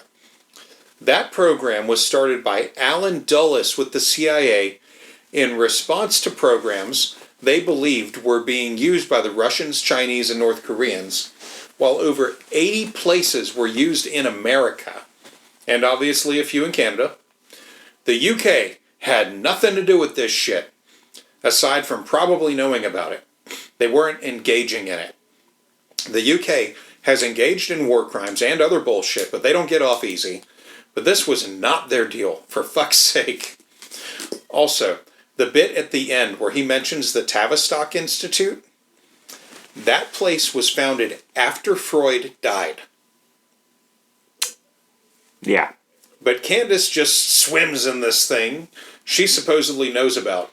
Just awash in the lies like Scrooge McDuck and his gold hoard. World War II. I am just so shocked that you are bringing this up because I got into a lot of trouble with the media for discussing Sigmund Freud at length, and I've been doing it on this podcast. It's super important for people to learn the truth about him, that he was a person who created a method of psychology essentially to gaslight people who were in fact being molested by their own parents, and that that's why he was obsessed with children and sex. And it's shocking that we learn that he's a hero in psychology, and it's just very important for people to learn the truth about him, because psychology is then, his family is then what bred propaganda. That would be the Bernays family and Edward Bernays. And you are correct. This all fits right into the MK Ultra program, which was designed to see how you could break down someone's will, how you could hypnotize them. We spoke at length on this show about how the Charles Manson murders, that was actually the CIA, and everything that the public thinks they know about that. Same areas you're talking about, San Francisco, California. These are federal agents that were obsessed with learning how to hypnotize the public, how to destroy people's will, and a big part of that was molestation. And Sigmund Freud had, in fact, written pieces about how, molesting someone when they are a child, sodomizing, they were interested in exploring how they could create psychopaths. That's also another element of these programs and psychology. And I think it's hard for people to come to terms with how evil that is. And you're now saying that Shamala got the call and she then took a part in this program of testing patients. Military intelligence created this. Wow. Brainwashing techniques they developed obviously massively during World War II, because they tried to use that against the enemy, German allies and so on, and reluctant the German enemy, and also against reluctant allies. They tried to use mind control techniques. But after the war, I think it was in the World War II was not mind control time. No.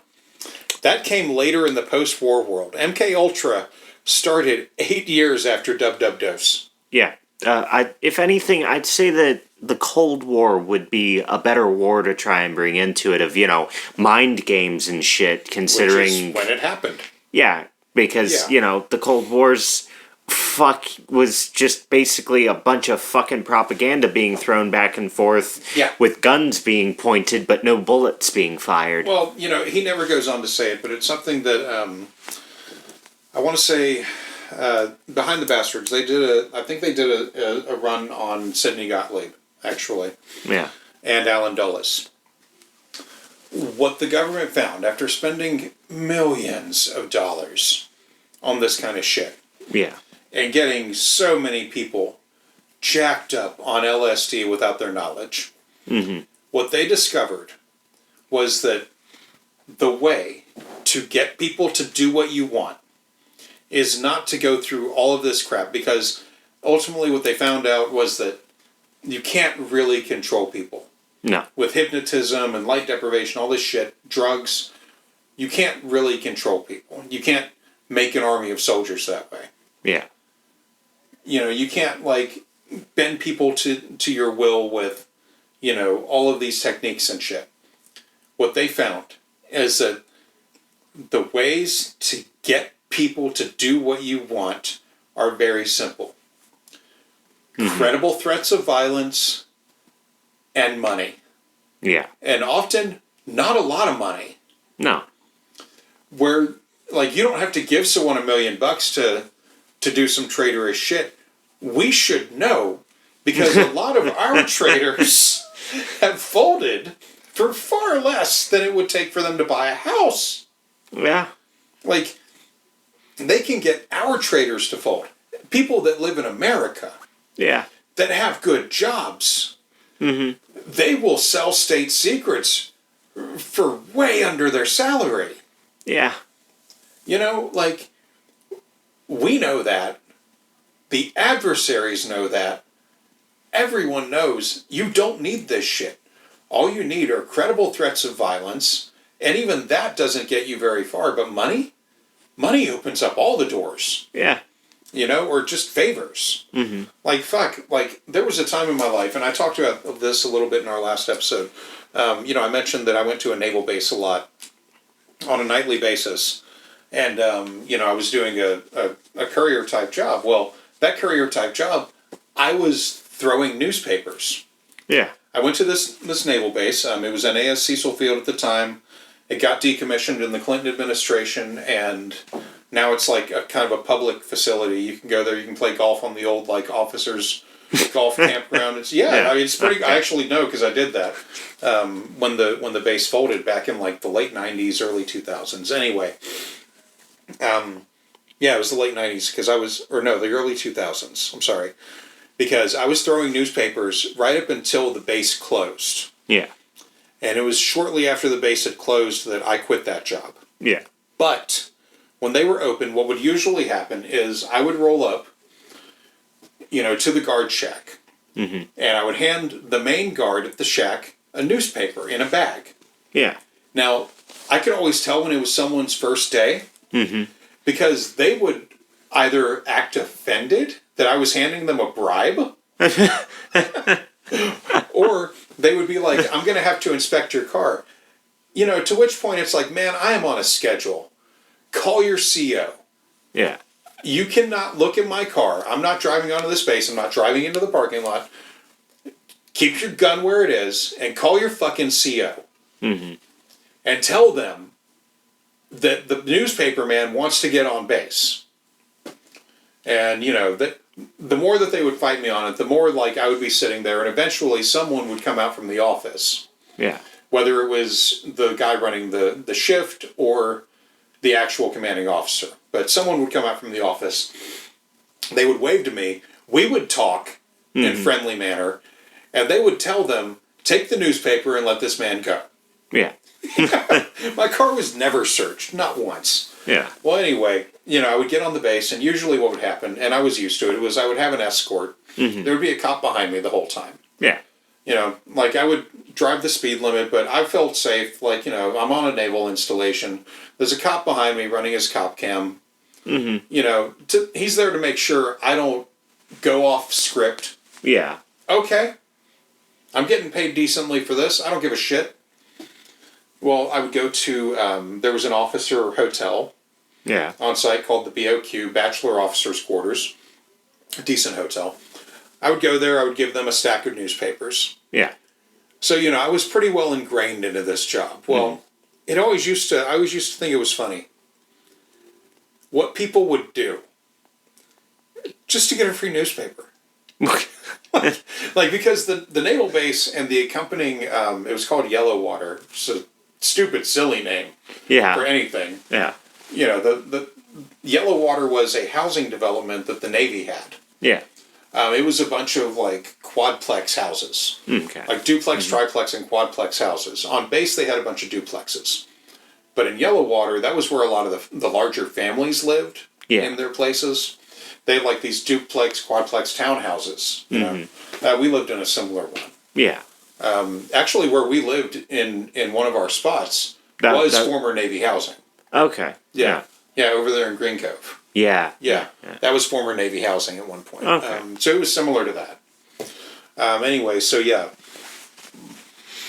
I had that, and I had that, and then I had everything like fucking all the way out to McClenny. Mm-hmm. Like I had that entire stretch of what remained of Jacksonville was my fucking route zone. Yeah. It was insanely huge. I put 80 miles on my car every night just on the route. Jesus. Not to mention going out to the middle of Jacksonville to get my newspaper and back. Mm-hmm. Now, I happened to live within the route zone. Mm-hmm. So once I figured it out, it took me a few months. Yeah. But once I figured it out, I could always make it so that the last stop was my place. Yeah. But what killed me, like I was saying though, what killed me was what people would do for a free newspaper. I would get let onto a naval installation for a free newspaper. I would get let into family housing with a free newspaper at that guard shack. There was a fucking horse stable. Midway. Diamond D, actually. You had a field trip there once. Yeah, I remember I was the only kid that let a cow like fucking encompass my hand into its fucking tongue. Yeah. And all of the other kids were all like, They were ew, freaking out, gross, and I'm just like, oh, it's licking me. What the fuck? Yeah. But yeah, we, like I had a deal there. I would drop off, like, newspapers, and they would let me just, like, walk around the place during the day if I wanted to. Yeah. Like, they knew my face, it was whatever.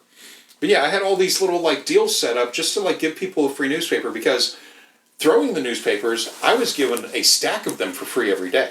Yeah. So I would just distribute them however I damn well pleased. That was actually my right as a contractor. Huh.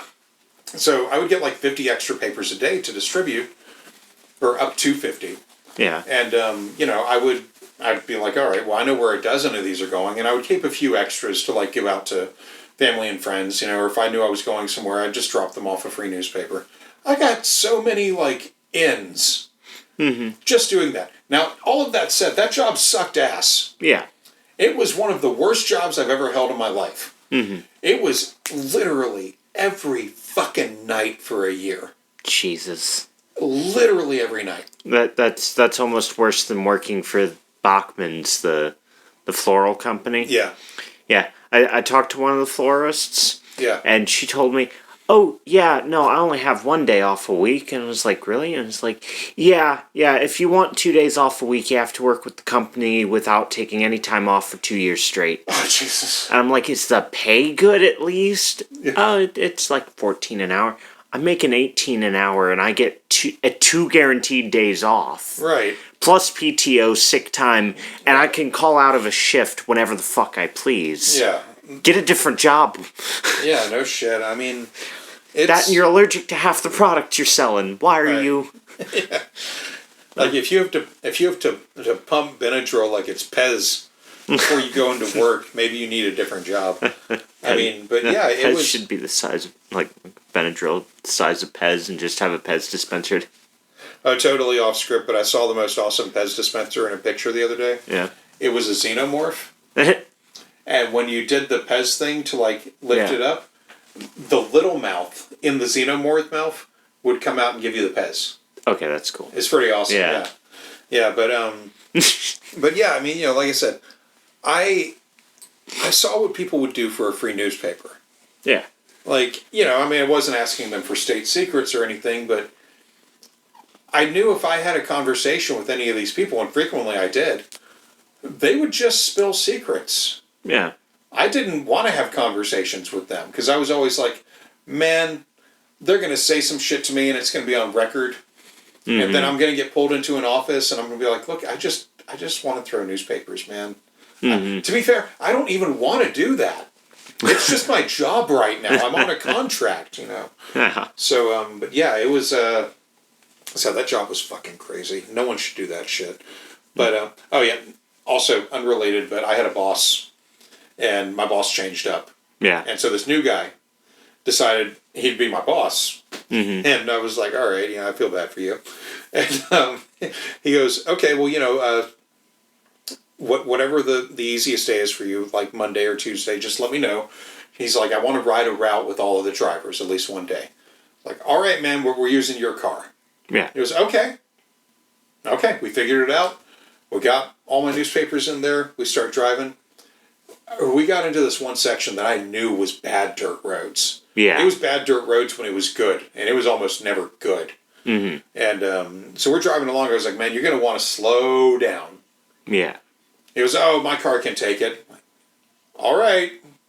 And we get maybe 100 yards, 100 meters for our Canadian friends. We get like 100 yards down this shitty dirt road out in this area called Black Bottom near McClenny. And it rattles his car so badly that his radio, knobs and all, falls apart in the car. And it's just it's just going along, and he's like, what the fuck? He watches it. We both watch it happen. Yeah. Like, I told you to slow down. He's like, well, fuck it already happened, and he just keeps on going. He's like, where's the nearest customer down here? I was like, I look, I'm like, about half a mile. He's like, you do this every night? I was like, bro, I burn a car every month. Yes. It's like, holy shit. Yeah, I remember the last night that I actually stopped was I lived on a dirt road. It wasn't that great. And I was driving down the street. I could still see my house in the rearview mirror. Mm-hmm. I still see like the porch light. And the car that I was driving, fortunately I was on like a really loose sandy road. The car that I was driving, the drive shaft broke. Oh. And like I couldn't steer or anything. Like the car just like drove straight and stopped. It's like it slowed the hell down. Yeah. Because what happened was the drive shaft dug into the dirt. Oh. And just like I wasn't going that fast anyway. But the drive shaft like dug into the dirt, and it just like I had power, but I had no go. Yeah. And I got out of it, and I looked at it, and I was like, "Oh, well, this really sucks." It was the newspaper of the day before Thanksgiving, which was the newspaper which was going to have all the Black Friday ads. Oh. It's the biggest newspaper of the year at that point. And I called my new boss. And I was like, "Hey, man," I explained the situation. He starts going off. I'm like, "Dude, what do you want me to do? Like, you can come down here and see my car. I'm going to have to call a friend to tow me back home. This isn't going anywhere." Yeah. And he was like, he made it happen. I mean, but it was the end of my time. That was literally the 12th car. I was 1 week away from the contract being complete. And I was just like, you know what? I'm done, man. Mm-hmm. I didn't want to do that anymore. I immediately went into bartending. Yeah. I was so fucking done. But yeah, let's continue on with this fucking moron. I almost forgot we were dealing with this fucking moron. Well, you're gonna remember. Late 1940s of 7 or 1946, between 1946 and 1948, the British military created the Tavistock Institute, which is on Tavistock Square in London. Sigmund Freud himself flew over from Switzerland to London to cut the opening ribbon. And then he assigned one of his sons to be the director of the place. He was right behind. He was the main psychiatrist in the family. That would have been extremely difficult. Yeah. Because Tavistock opened in 1947. Mm-hmm. Sigmund Freud died in 1939. Yeah. The Tavistock Clinic, which had been in use as a psychiatric facility since the 1920s, and used Freudian work to help mostly shell-shocked soldiers get therapy and adjust back to regular life post-World War I. They never had a visit from Freud. Mm-hmm. He moved to London in the last year of his life due to Austria being annexed by the Nazis. Yeah. But he never visited the clinic, although he lived nearby. His home nearby is now a museum. Mm-hmm. He wasn't cutting a fucking opening ribbon in 1940 goddamn 7. Yeah. He did not fly over there from Switzerland. I'm fairly certain he stayed in the ground that he was in and just kind of rotted there. The inchworm going across his nose probably took a new bite from the middle. I mean, if there was any brain matter left after all that time. Oh yeah. So, next up. Yes, I'm familiar with Tavistock. There is also some indication that even the Beatles and music has come out of Tavistock University and how it could transform. No. Yeah, modifying human behavior. That their crazy assault is all about mind control. Right, that's exactly right. And so then what happened, as the Just going to pause this to say, you don't need the Tavistock Institute to be John Lennon and Paul McCartney and write "Love Me Do." Well, why in the or "A Hard Day's Night"? They're just talented songwriters. They didn't need the Tavistock Institute to tell them how to be good musicians. Why they were already good musicians. Why are they dragging the Beatles into this? Because they can. But I literally know the Catholic school in St. Louis Park is doing a goddamn Beatles night. Remember, that's a Reformation Catholic school. These are neo-Catholics. Right. They would not touch the Beatles. So, we'll continue with the clip. As this came under some parliamentary review, there's some complaints, so they decided to move the core of the program to Montreal, for a British colony, close to the United States, for contact, and sort of out of the way. Who would ever suspect that this dark genius program is going on in beautiful, wonderful, forested Canada, right? Wow. And the French part of Canada too. Who would ever suspect that? And they could use the French as guinea pigs, right? Yeah. Now, when Shyamala came in, there was concern about the British colonies, and so Shyamala was more adapting this to the colonial subjects, not just the Caucasian people. And so they sent over a British disinfo agent, Hardy L. Baines. He was a character. I've actually been to one of his speech. The case, he was very intelligent, perfect English, but obviously there was something touched about his brain. And then he created the Communist Party Marxist-Leninist, okay, of Canada. Okay, it's the only Communist Party in Canada. And really evil character, okay? And nope again. There is a main Communist Party Canada. But there are other smaller affiliated ones as well, such as the Communist Party of Quebec, which is affiliated. Baines's group was not part of the main CPC. Yeah. Basically, they're more Lenin-Stalin lovers in his group Yeah. than they are Khrushchev lovers, which is who the main CPC modeled their politics after. They wanted Reformation communism in the main CPC. Okay. Which was Khrushchev being like, the war's over, guys. Yeah. Get over it. Let's use the power of the state to hopefully do some good. Yeah. That said, they're responsible for Chernobyl. Yeah. It wasn't all great. Yeah. But Yep. I feel like they tried. Mm-hmm. And there were a lot of, if we can take Chernobyl out of the equation, there was a lot of good they did. See, I think their biggest problem with Chernobyl was they had the wrong people in the government pushing down on the wrong people in the running the nuclear plant. Yeah, I mean, because it was definitely death by bureaucracy. Yeah, because they hired people who had no clue how to operate the thing.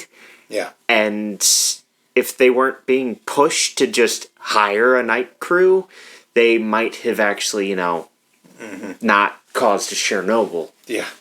Well, anyway, Baines wasn't from the UK. Mm-hmm. He was from modern Pakistan. Again, these are basic fucking facts. Yeah. I feel like you can't get a Londoner mixed up with a Pakistani after, knowing a Pakistani from Florida, Yeah.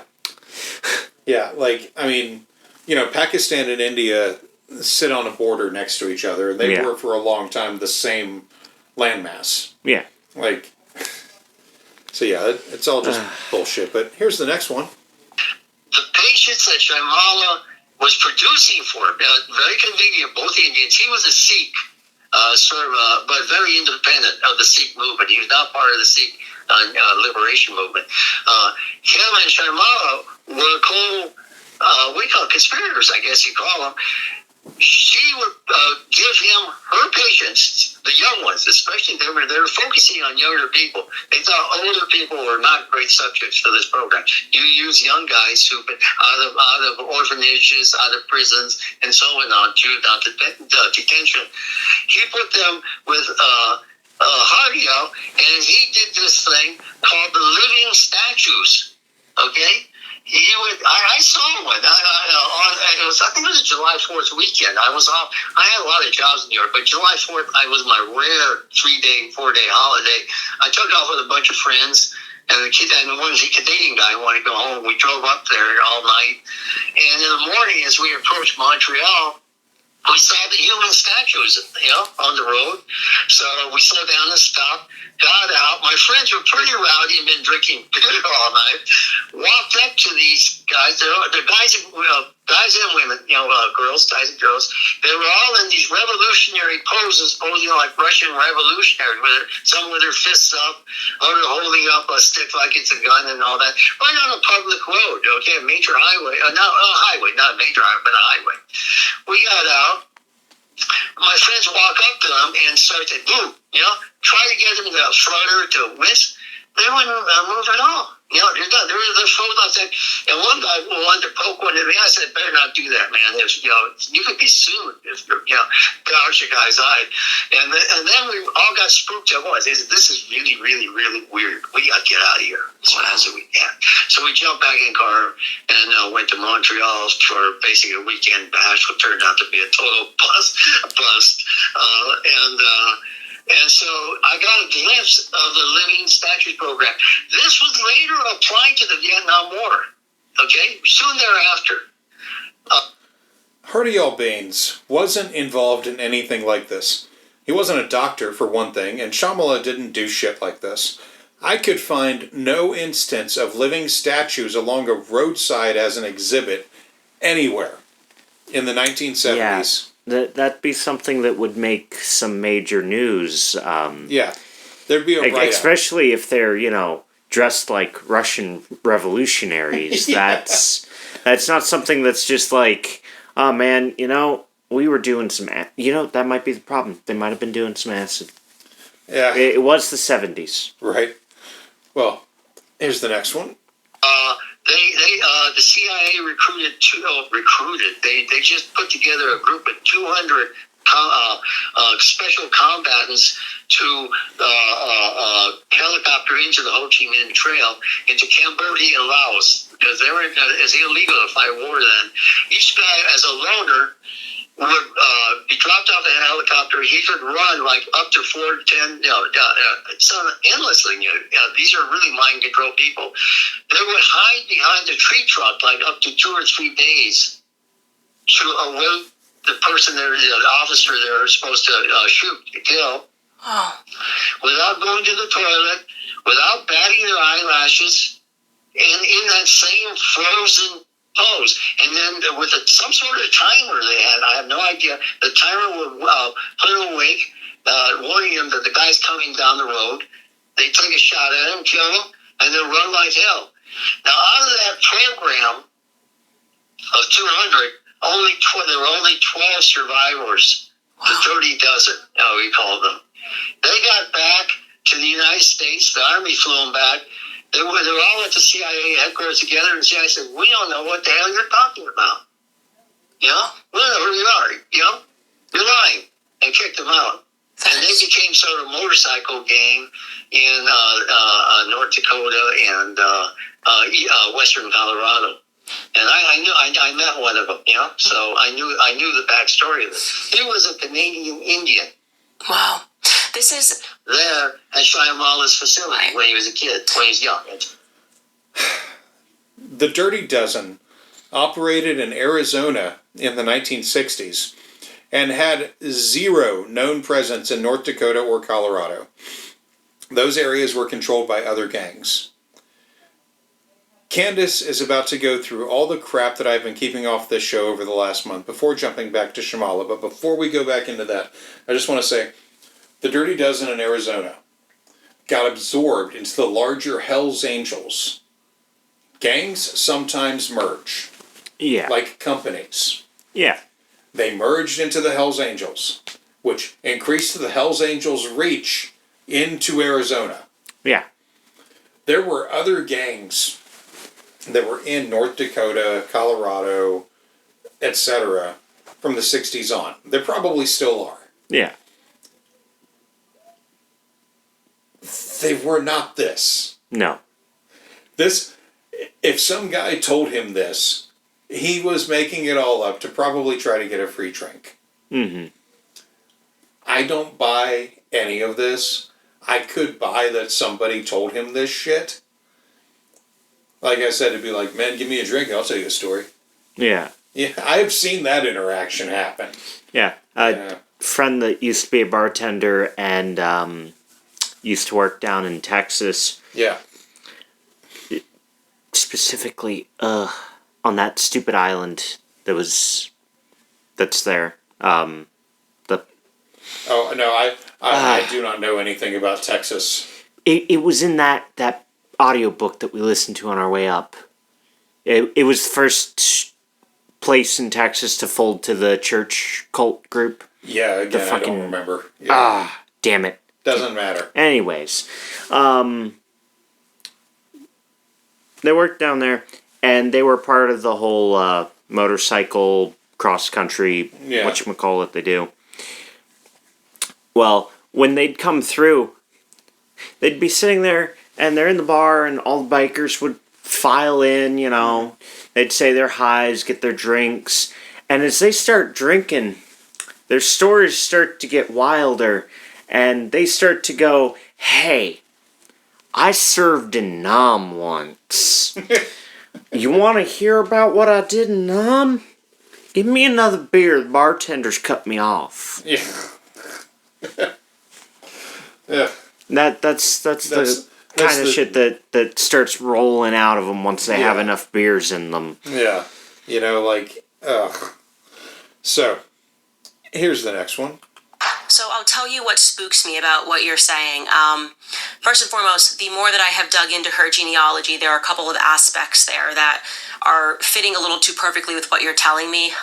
Realizing that her family was involved in the slave trade, that they were involved in Freemasonry, that for whatever reason she's trying to make everyone believe she's every ethnicity but what she is, which we have been able to determine from Kamala's family, who have been very forthcoming and don't support what she's doing. Some people in her family have told us, look, we're Syrian Jews. I don't know why she's hiding this fact. And then some of her family members who are Jewish in Canada said the exact same thing. Like, we all feel like she's trying to hide the Jewish aspect, which is quite strange. The other thing that alarms me about what you're saying, though, is for Shmala to engage in this and to engage in what can only be described as program as human torture, to see if you could basically set a human being to blank, set a human being to zero, and fill them with whatever you wanted to do, turn them into robots. And there is an aspect of Kamala that feels as though she herself has been brainwashed. And I vividly recall her relative who I spoke to saying that far from the depictions of her relationship with her mother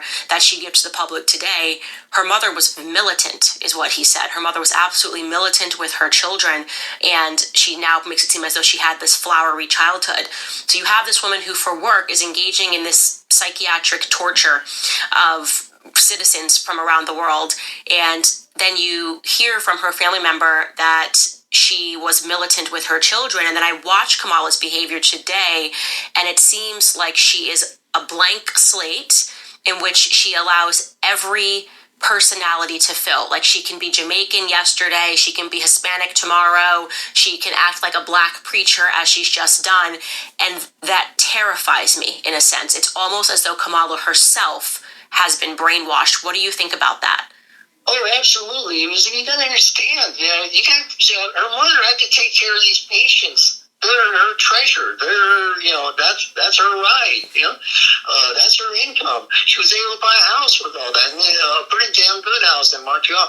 But her problem is she couldn't take care of her daughters. She's so much with the patients. So how poor is this guy that he thinks a rented upper floor of a duplex equates to owning a pretty nice house? Yeah. Because that's what they lived in when they were in Montreal. For almost 7 years, they lived in a rented upper floor duplex. Mm-hmm. Shamala never owned a home in Canada. Yeah. She didn't make a whole lot of money doing her job, her career, and most scientists don't make a lot of money in most situations. Also, no one, except for the idiots Candace spoke to, that she's never proved the relationship of, no one has ever said that her daughters were treated terribly. Yeah. Also, the name of the island I was thinking of is Galveston. Oh, Galveston. Okay. Yeah. Well, here's the next one. At the regimen, though. And she did with the techniques that she knew, and they were basically MK Ultra light. Let's say MK Ultra light, the whole treatment. Okay. Yeah. And that accounts for weird speech patterns or, her sort of bizarre eye movements and body movements or jerky stuff. That's just straight like these MK Ultra. And I say you and me, like that one super soldier I met. He's perfectly normal over beer, and suddenly you go into his crazy jerky fits where it could be dangerous. He could kill you. So that's Called basically acting, the you same as asshole. Mama. Again, she had a lighter version of it. She got the whole log. They didn't send her to Syria, to kill a bunch of jihadists or anything. But she has definitely been touched by that. And her sister also, she was another one, Maya. She was one of the three main campaign advisors to Hillary Clinton's presidential campaign. Right. That actually is true. Okay. That actually is true about Maya. But let's let him continue. So they were placed there sort of as controllers. And look at Hillary, what happened to her? From a sort of a goofy person into a robotic person. Right. Same thing. The program continued, and her sister was the minder. She had been through the program, and somehow they got Hillary into the program. Scary stuff what they were doing. Yeah. And the scary stuff is after that program in Montreal and the congressional investigation in the USA by Congress. The whole thing disappeared off the face of the earth. We didn't get these glimmers after that.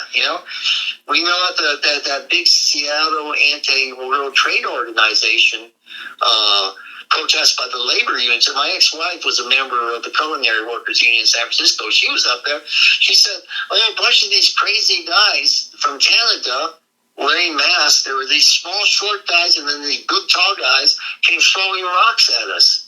Hurling rocks at us like crazy guys, and then while the tall guys watch. And I told her back then, those are some of the MK Ultra patients, and the tall guys are the RCMP, the Royal Canadian Mounted Police, keeping an eye on them. That union is called Unite Here, and they have never had a rally be broken up like this, not even in Canada. Also, there is no mention anywhere on the web about who his ex-wife is or if he has ever been married. Next.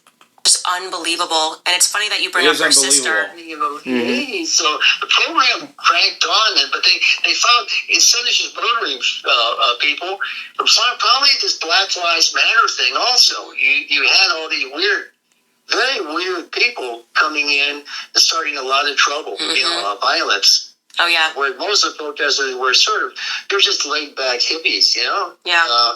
So I think that was another MK operation too, especially when the rioting was going on. It was 4 days of rioting or something, burned up properties, killed a bunch of people. Oh, there was no question that was a Fed operation. I mean, when I observed it, it had all of the aspects. He is. You look at Portland, Oregon, and you look at Minneapolis, close to the Canadian border. Okay, close to the Canadian border for these operatives to come down. Wow, fascinating. Yeah, it was just amazing. The police just... This fucking guy can't possibly imagine the amount of rage that was brought on, not just by the murder of George Floyd, but also by the attempt made by the police to cover it up. That action, and that type of action that had been going on for a while, is what set people off. But he clearly can't conceive of it.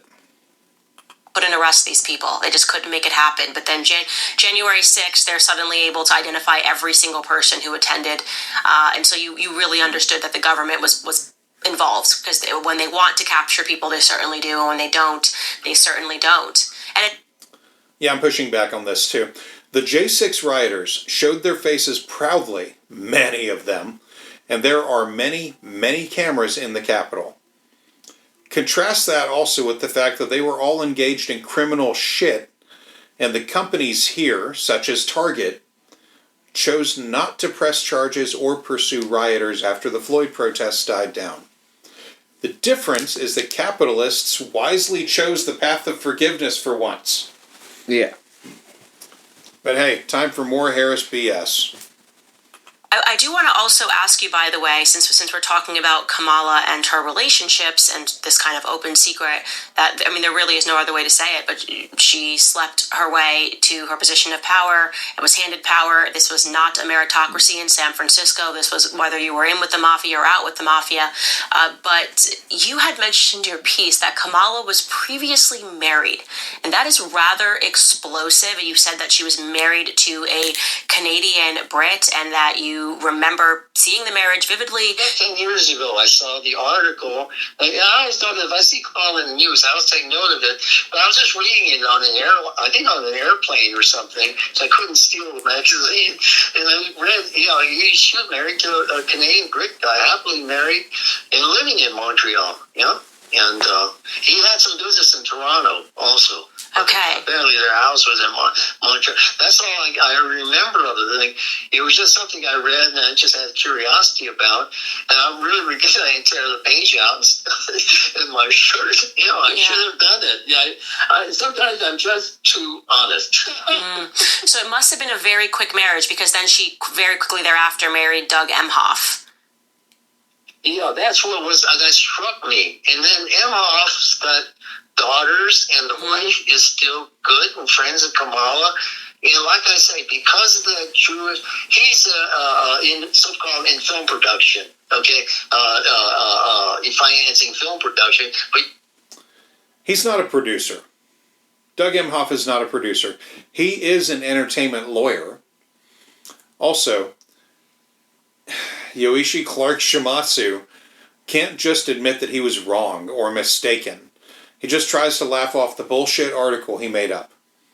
Yeah. Yeah. He goes on this trip, though. He doesn't have a list of films anywhere, okay? His name's not on any billboard. So the question is that just a cover? Was that, San Francisco again? Was that cover? Yes, well, someone did tell me something off record about their relationship. Put it this way. If, in fact, she was still married, and maybe still married to that Canadian businessman, she's probably a Canadian and a British citizen herself, which would make her ineligible to run for the nation's highest office. No. Marrying either way doesn't automatically grant citizenship.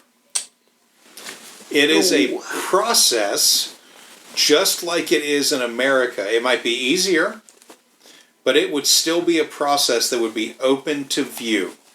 Fuck off.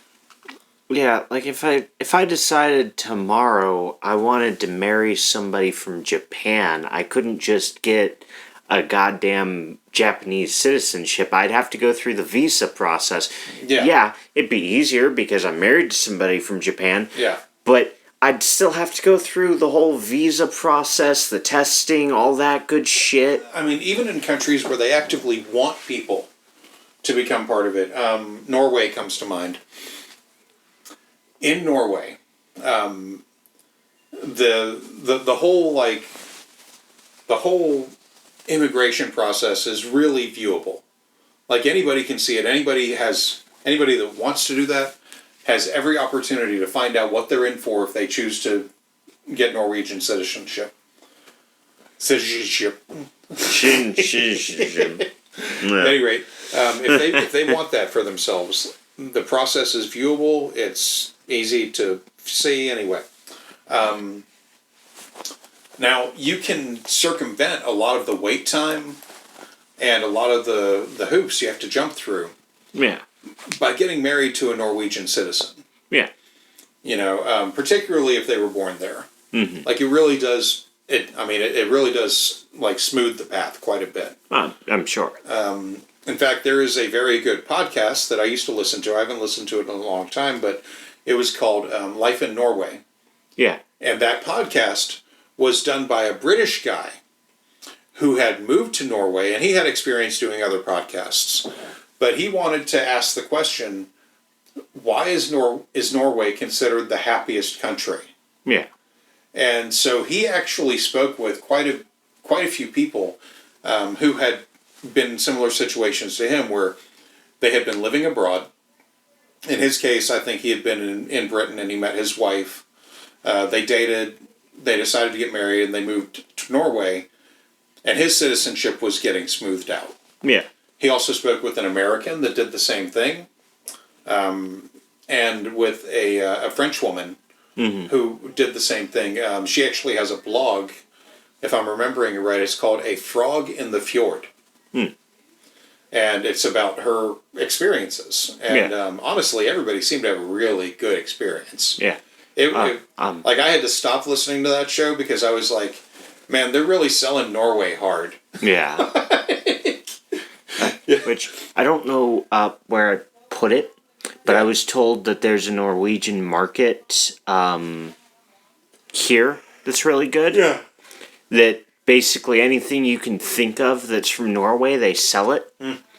The reason why I came up was because I was talking to a lady about Lefska. Yeah. Because she bought some Lefska, and she was like, this Lefska was stale, and I mean, this Lefska is not the greatest Lefska, but when I need a snack in my car, it's nice to rip open the bag of Lefska, pull out a piece, and just eat it like a heathen without anything. Right.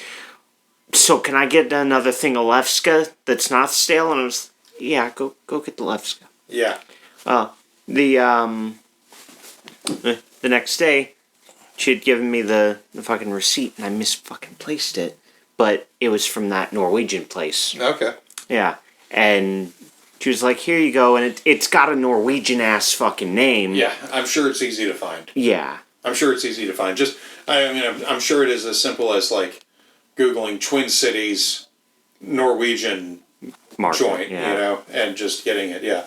I mean, that is one of the huge benefits of living here. Apparently, it's a lot like the Dragon Star. Okay. In the regards of, like, they even have, They're like... gonna have what you want. They have a Norwegian, like, fucking deli in there that Nice. serves Norwegian food. Okay. Apparently, they also do Swedish stuff as well. Yeah. Like, they make the best Swedish meatball mix. I mean, they're neighbors. Yeah. The countries share a border. Yeah. Yeah, that is cool to know. I'm glad you brought that up. We'll have to look it up. Yeah, so here's the next one.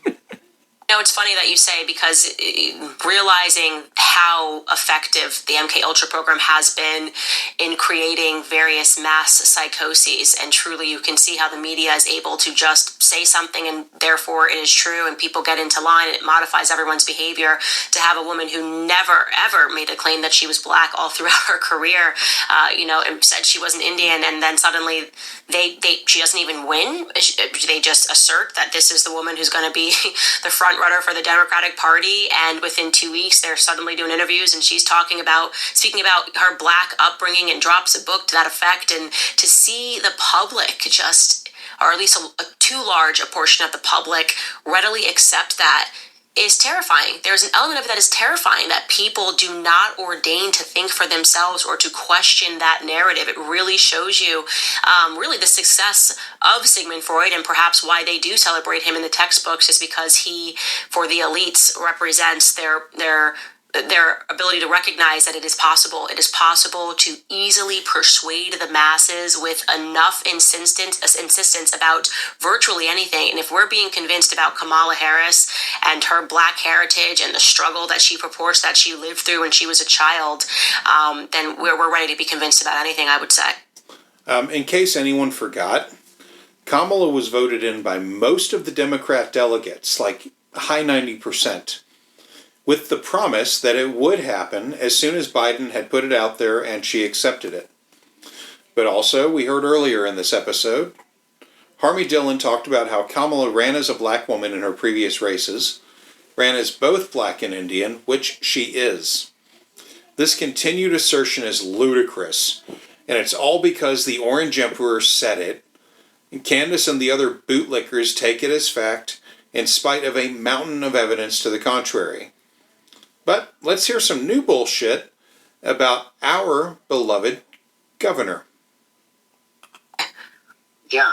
And the other weird coincidence is that her running mate, who is like the unlikely running mate, Tim Walz, he's governor of Minnesota right there on the Canadian border. And he was involved in counterfeit smuggling of trainloads of money from China. He'd been in China 30 times, and oddly, I never saw him there. I was in East Asia for 25 years, often went to Beijing, different towns in China, Guangzhou, Beijing, all over the place. And I would have seen him sometime. I never saw him, and I did a recent story just issued, I said recently, about counterfeit, how the counterfeit dollar business went from Britain. Britain shut it down because of the EU business, all the other Western EU, the EU currency. They created a common currency basically to stop the counterfeiting out of Britain and Holland, the Netherlands. Okay, so I talked to a top artist there, Rembrandt. His name was. He's a direct descendant of the Rembrandt regime, the great world's greatest painter, basically. Interesting fellow. And after my call, they threw him in jail. But he told me all about the counterfeit trail from the Netherlands, mafia. He said, we have the world's best engravers. The British have the best inks and paper. We have the best engravers, from that Renaissance era. And then the money goes from the Netherlands to Indonesia, Jakarta, and I went there, and they said, it's the local military government purchased all these Boeing airliners from this very corrupt representative who used to be the U.S. ambassador to Thailand, pedophile, basically. And from there, the airliners take it to points in Asia, and where it then crosses over to the USA. But U.S. is pretty tough on counterfeit. They can detect it, so it goes to Canada. They told me this. This is in Indonesia. Wow. So this is all part of Waltz's thing. And he's another bizarre figure, too. His father was a psycho, because he was in the Korean War and had all these nightmares, beat his kid, beat his wife. So Tim was traumatized and found his shelter, his home, his altered parentage was, he felt that the Chinese Communist Party is my dad, is my mother, this is how he thought. And so he's been a long-term agent. And 25 years, I never saw him at any of the hangouts or anything like that, or on the train or plane or anything. And I said, that's really, really odd. He must be at one of the party camps. He must be. So that's a counterfeit, the whole counterfeit. Because I'm very aware because I live down near the Mexican border, and I've had money seized here. Everyone here along the border has usually $20 bills and 50s. They don't even check the ones. But the 20 and 50s, everyone has had money confiscated. There's so much counterfeit down here. And this is from the Tim Waltz Chinese network, undermining the U.S. currency. So This is unbelievable. Candace got it right for once. This is unbelievable. Also, I just looked up, what was the population of Beijing. I wanted to just get 1990, just because I figure that's probably 1990 to present is when he was there. I couldn't get 1990 exactly, but I got 1996, which was 10.77 million people. Yeah. I think it's pretty easy to assume that in a sea of 10.77 million people, you're not gonna notice one fucking dude. Especially if he wasn't there. Especially on top of it, I do not buy for an instant that this anti-communist guy was traveling to China to do any kind of work. Yeah. He's the kind of guy that would be like, I'm going to get off the plane and they're going to disappear me. I'm going to be in a labor camp for a long time. Because of the kinds of shit he says and openly writes about and everything, I don't buy for an instant that he was ever in China. Yeah. I thought about that too. I was like, bro, how small do you think Beijing or Shanghai or any other city, many of which I don't know the names of, I'm being honest, I know the name of like 3 Chinese cities. Yeah. And I know there's way more than that. I know Beijing, Shanghai, and Hong Kong. Yeah. And Hong Kong I know was under Britain until, like 99 or whatever the fuck. Yeah, there was a whole Rush Hour movie about it. Like, Hong Kong was not, whatever, but yeah. Yeah, and it just... He's... When he mentioned Beijing and not seeing him there, I was just like, hang on, what the fuck? See, like, I didn't... That was so ludicrous. I didn't bother to look it up. God, of all the times that I've been in St. Louis Park... Yeah. And I have seen residents of St. Louis Park, and I only know the residents because, you walk past the apartment building and they come out. Right. The amount of times that I have seen somebody go into a building and walked that street every day for 5 days in a row when I'm working. Yeah. Walk down that street and just go, man, I wonder where so-and-so is. Normally they're home about now. And never see them fucking again? Yeah. Because I see them go into their apartment once and I might maybe see them leave. Yeah. I could have never even noticed half the people that live there. Yeah. When I worked at the fresh time there, it was fucking terrible. Well, you have 100 people walk through and you don't remember a single face. I work for Shift, as I've said before. Yeah. And with Shift, we have this thing called preferred members. People, I do a really good job for someone, they like it a lot, they rate me 5 stars, and then they get the chance to offer to make me their preferred shopper. Yeah. Now, I can say no, and I can cancel that relationship anytime I damn well please. Yeah. We have a lot of autonomy in my job. But, even with that, there are some people that I serve damn near every day, and I am grateful for them. Mm-hmm. There are others that I might serve once a week, once every 2 weeks. I'm grateful for them. There are some of these people, every now and then I'll do an audit of my preferred members, and I'll just kind of like get rid of the chaff. I'll make notes on people that suck and drop them and move on. Yeah. Well, some of these people tipped amazingly well, and I was glad to have them as a preferred member. I haven't seen some of these people in 6 months. Mm-hmm. Or more. We had a great time, obviously.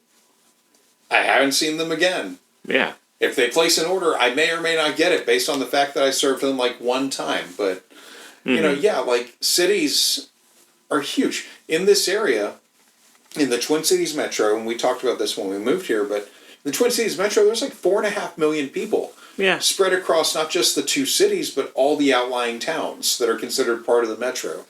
So, for him to be like, oh, I never saw Tim Walz. Motherfucker, what are the chances you were even in country at the same time? Yeah. Come on, come off of this shit.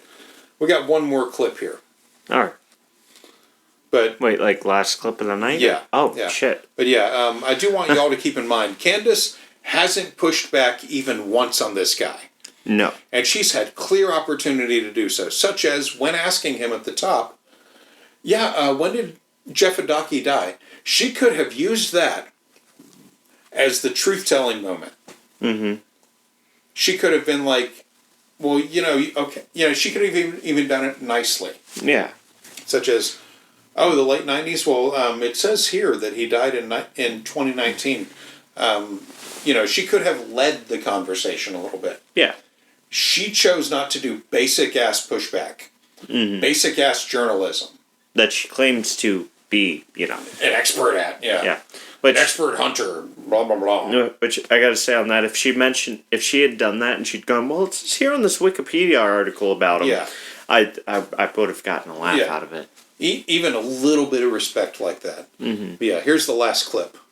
Incredible. Yeah, that is really incredible. And it's, like I said, fascinating because it's almost the only thing that makes sense when you speak about Kamala Harris and all of these odd aspects of her behavior, of the things that she seems to be hiding about her family lineage. I mean, how much of a psychopath do you have to be to know that you descend from the very people who enslaved Black Americans, enslaved Black Africans, in Jamaica? And by the way, brutal. Hamilton Brown was absolutely brutal, really fought for the right to whip them and to be able to abuse them, then intimately involved themselves when the slave trade ended, involved themselves in to every layer of government. Then her family was involved in oil, Standard Oil down in Cuba. No. And these are all the things that once you start looking, you see it's apparent. But to think that this woman can get up there and lie and feel nothing, as she then just takes on the character of somebody who is a descendant of slavery, should alarm everyone. It should alarm every single person to know that she lies and feels nothing. Really, to me, only a person who has been through some level of brainwashing it would be capable of doing this. See, this is all possible because you got to understand the relationship to Near Eastern Jews, the Sassoon family, What who the ran fuck? the opium trade in China, turned China into the sick man of Asia. Nearly every Chinese was addicted. Remember that in late 19th century? And so you have that Near Eastern Jewish element combined with this Chinese financing of her campaign. Okay? And Shanghai right now, I'm very familiar with Shanghai, and unfortunately, I have very, very good media friends in China. In fact, one of them died recently, who told me, the Shanghai Party Committee, the most powerful group in China, they're not full Chinese. They're descendants of Chinese Jews, of the opium, of the Sassoon's opium business. Okay? So if you got to understand that Chinese Middle East Jewish connection to control the world's money and also to control the world's drugs. That's how you control the money. That's what the Harris Walz campaign is all about. Those are the people behind it. Wow. Well, I can tell you that this conversation... This is not some small crime network. This is about global power. And what they're running now is that the United States is the sick man of the Americas. Yeah, we are. To hell, just what they did to China to break Chinese power. It was a powerful empire, very wealthy. That is my... The Sassoons did not introduce opium to China, but they did capitalize on it, and they provided a smooth trade path for the drug. They weren't trying to do anything but make money. Conquest wasn't really part of the plan. It's like the Sacklers and OxyContin. They didn't want to rule anything, they just wanted money, and that alone is evil enough. Candace goes on to sign off on the interview, and I'm done. It's time to drink something that I hope is good, because Matthew won't stop talking about it. Gonna give it a shot. It's my favorite fucking thing. Which is funny because when I tried to talk to the manager at the store that I usually get it at, and I was like, "Hey, y'all haven't gotten this in a while. Is there a reason why?" They were like, "Well, do you remember the name of it?" And I was like, "No, I just know it as sarsaparilla." Yeah. It's Okay. Handed it to me. Yeah. It is Sioux City sarsaparilla. Okay, Sioux City. Made with cane sugar. It claims to be the granddaddy of all root beers. It's caffeine free, according to the label. It's made by it's distributed by White Rock Products Corporation in Whitestone, New York. The ingredients are carbonated water, pure cane sugar, caramel color, citric acid, sodium benzoate as a preservative, natural and artificial flavor. Comes in a 12-ounce bottle, and if you were to chug it all down, you would be getting in 170 calories. Which is more than a Coca-Cola, but slightly less than Sunday Purple that we had last time. Yeah. You open it. Yep. Yeah. There we go. There we go. All right. All right, pour up the first one.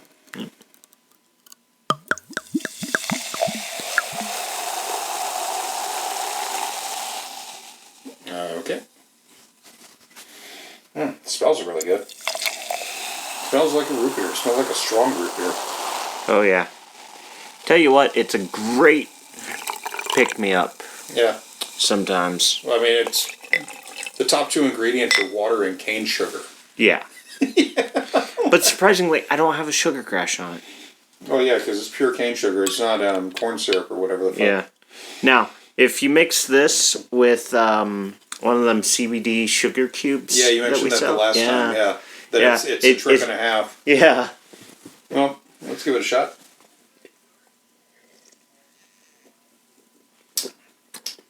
First time drinking it out of glass. That's a little weird.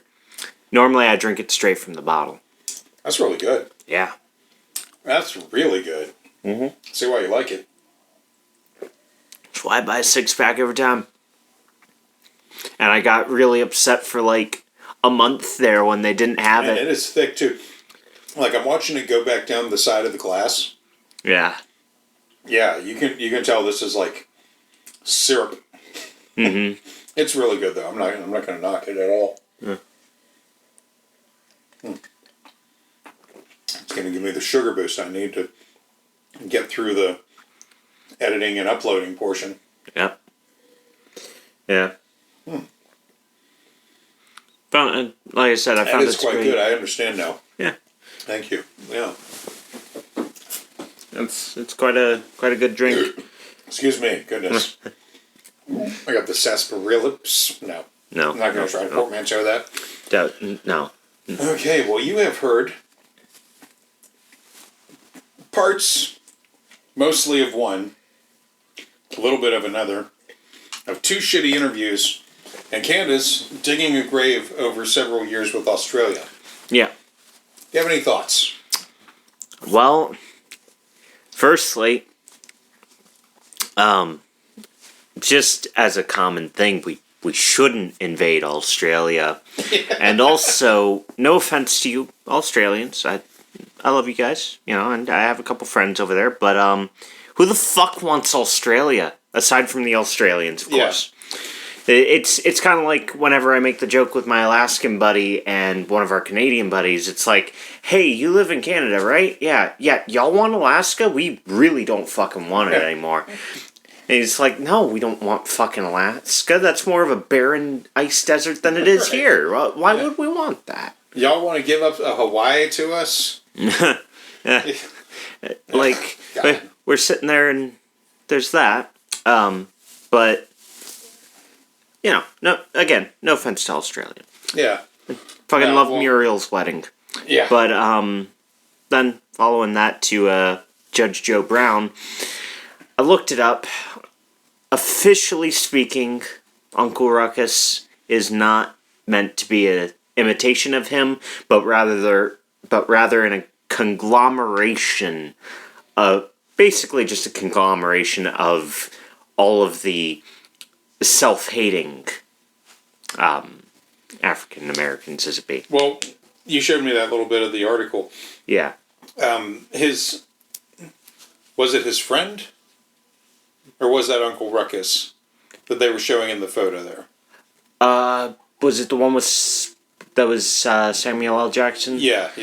That was That was a friend of his, right? No, well, kind of. That was one of the white dudes. Yeah. There's 2 white guys that act like they're ghetto gangsters. Okay. But they're like... Well, what it said was that guy was based on Donald Rumsfeld. Yeah. Which I was like, okay, I think I understand what they were going for there. But I've never seen anything from the Boondocks that didn't make me want to watch it. I just do not have the time. Yeah. I gave it a watch there because we had, I think... And Max. Yeah, it was Max. I think, we still have Max. Okay. Yeah, we still have Max, so... Yeah, anytime, I just need to anytime reinstall you want to pull that up. We still have HBO Max. Yeah. It is weird as shit watching the show, though. Yeah. On HBO Max, because sitting there watching it, you're like, okay, watching episode 3 of season whatever, and then it all of a sudden, the end just cuts off, and it starts episode 5. Right. And episode 5 feels out of place when you start watching episode 6, and you're like, okay, episode 4 and episode 6 match up with each other, but what the fuck was number 5? Yeah. But that one's a good one. They also make P. Diddy and R. Kelly jokes in that one that have come to light to be kind of... Right, they aged well. Yeah. Yeah. Like, the one joke is the grandfather that takes care of the kids. Yeah. He goes to P. Diddy's mansion to be like some sort of sexy sports model. Yeah. And he's like, I need a frumpy old man. And he shows up and P. Diddy's just looking at him and he's like, there's just something missing from this. I don't understand what I'm missing. Oil boy. And the dude walks out with like this utility belt full of oils and soaps. And he just goes, what would you like? I got pineapple citrus, lemon rose. And grandfather just goes, I don't know, lemon rose, I guess? All right, that's a good choice. I like that one too. And he like squirts it in his hand and just like rubs them down, gets them all oiled up. And it's just like, oh my Christ. Jeez. This aged way too well. Right. Oh. And then going into that last dude, he reminds me of every single fucker that I've had the misfortune of talking to, working priorly at Wendy's, a deli, and a fucking lottery counter. Yeah. I feel like if I worked at a goddamn gas station, I would have gotten the holy quad The kind of guy there. he's based on hated the guy he was based on. Wait.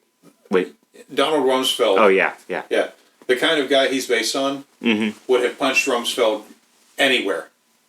Anywhere, anytime. They would have run him down to just punch him. Very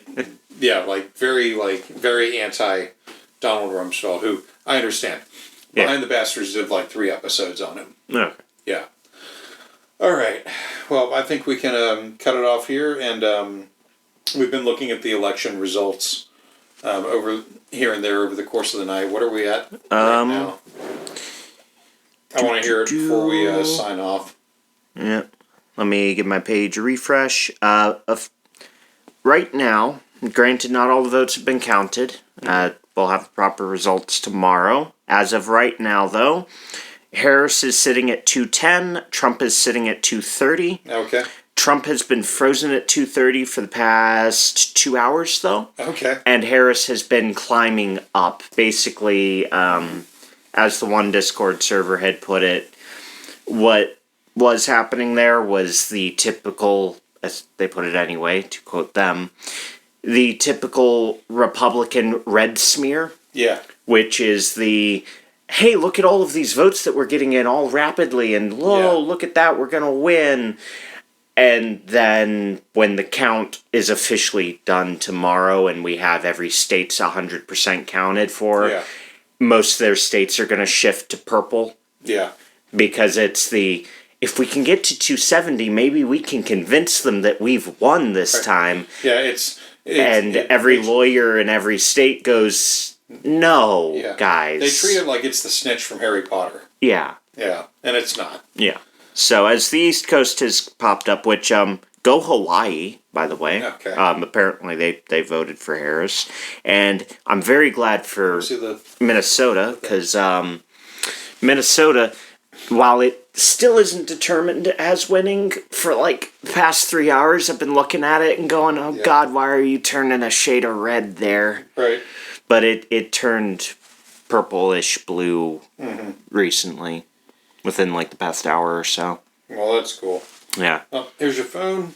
St. Paul and it's funny. St. Paul, Minneapolis, and Duluth all started as blue. St. Paul and Minneapolis are still blue. But yeah. Well, we kind of guessed that. Yeah. I mean, just look at the community around here. Right. All right. Well, we're going to cut it off. Have a great day, everybody, and hopefully we don't.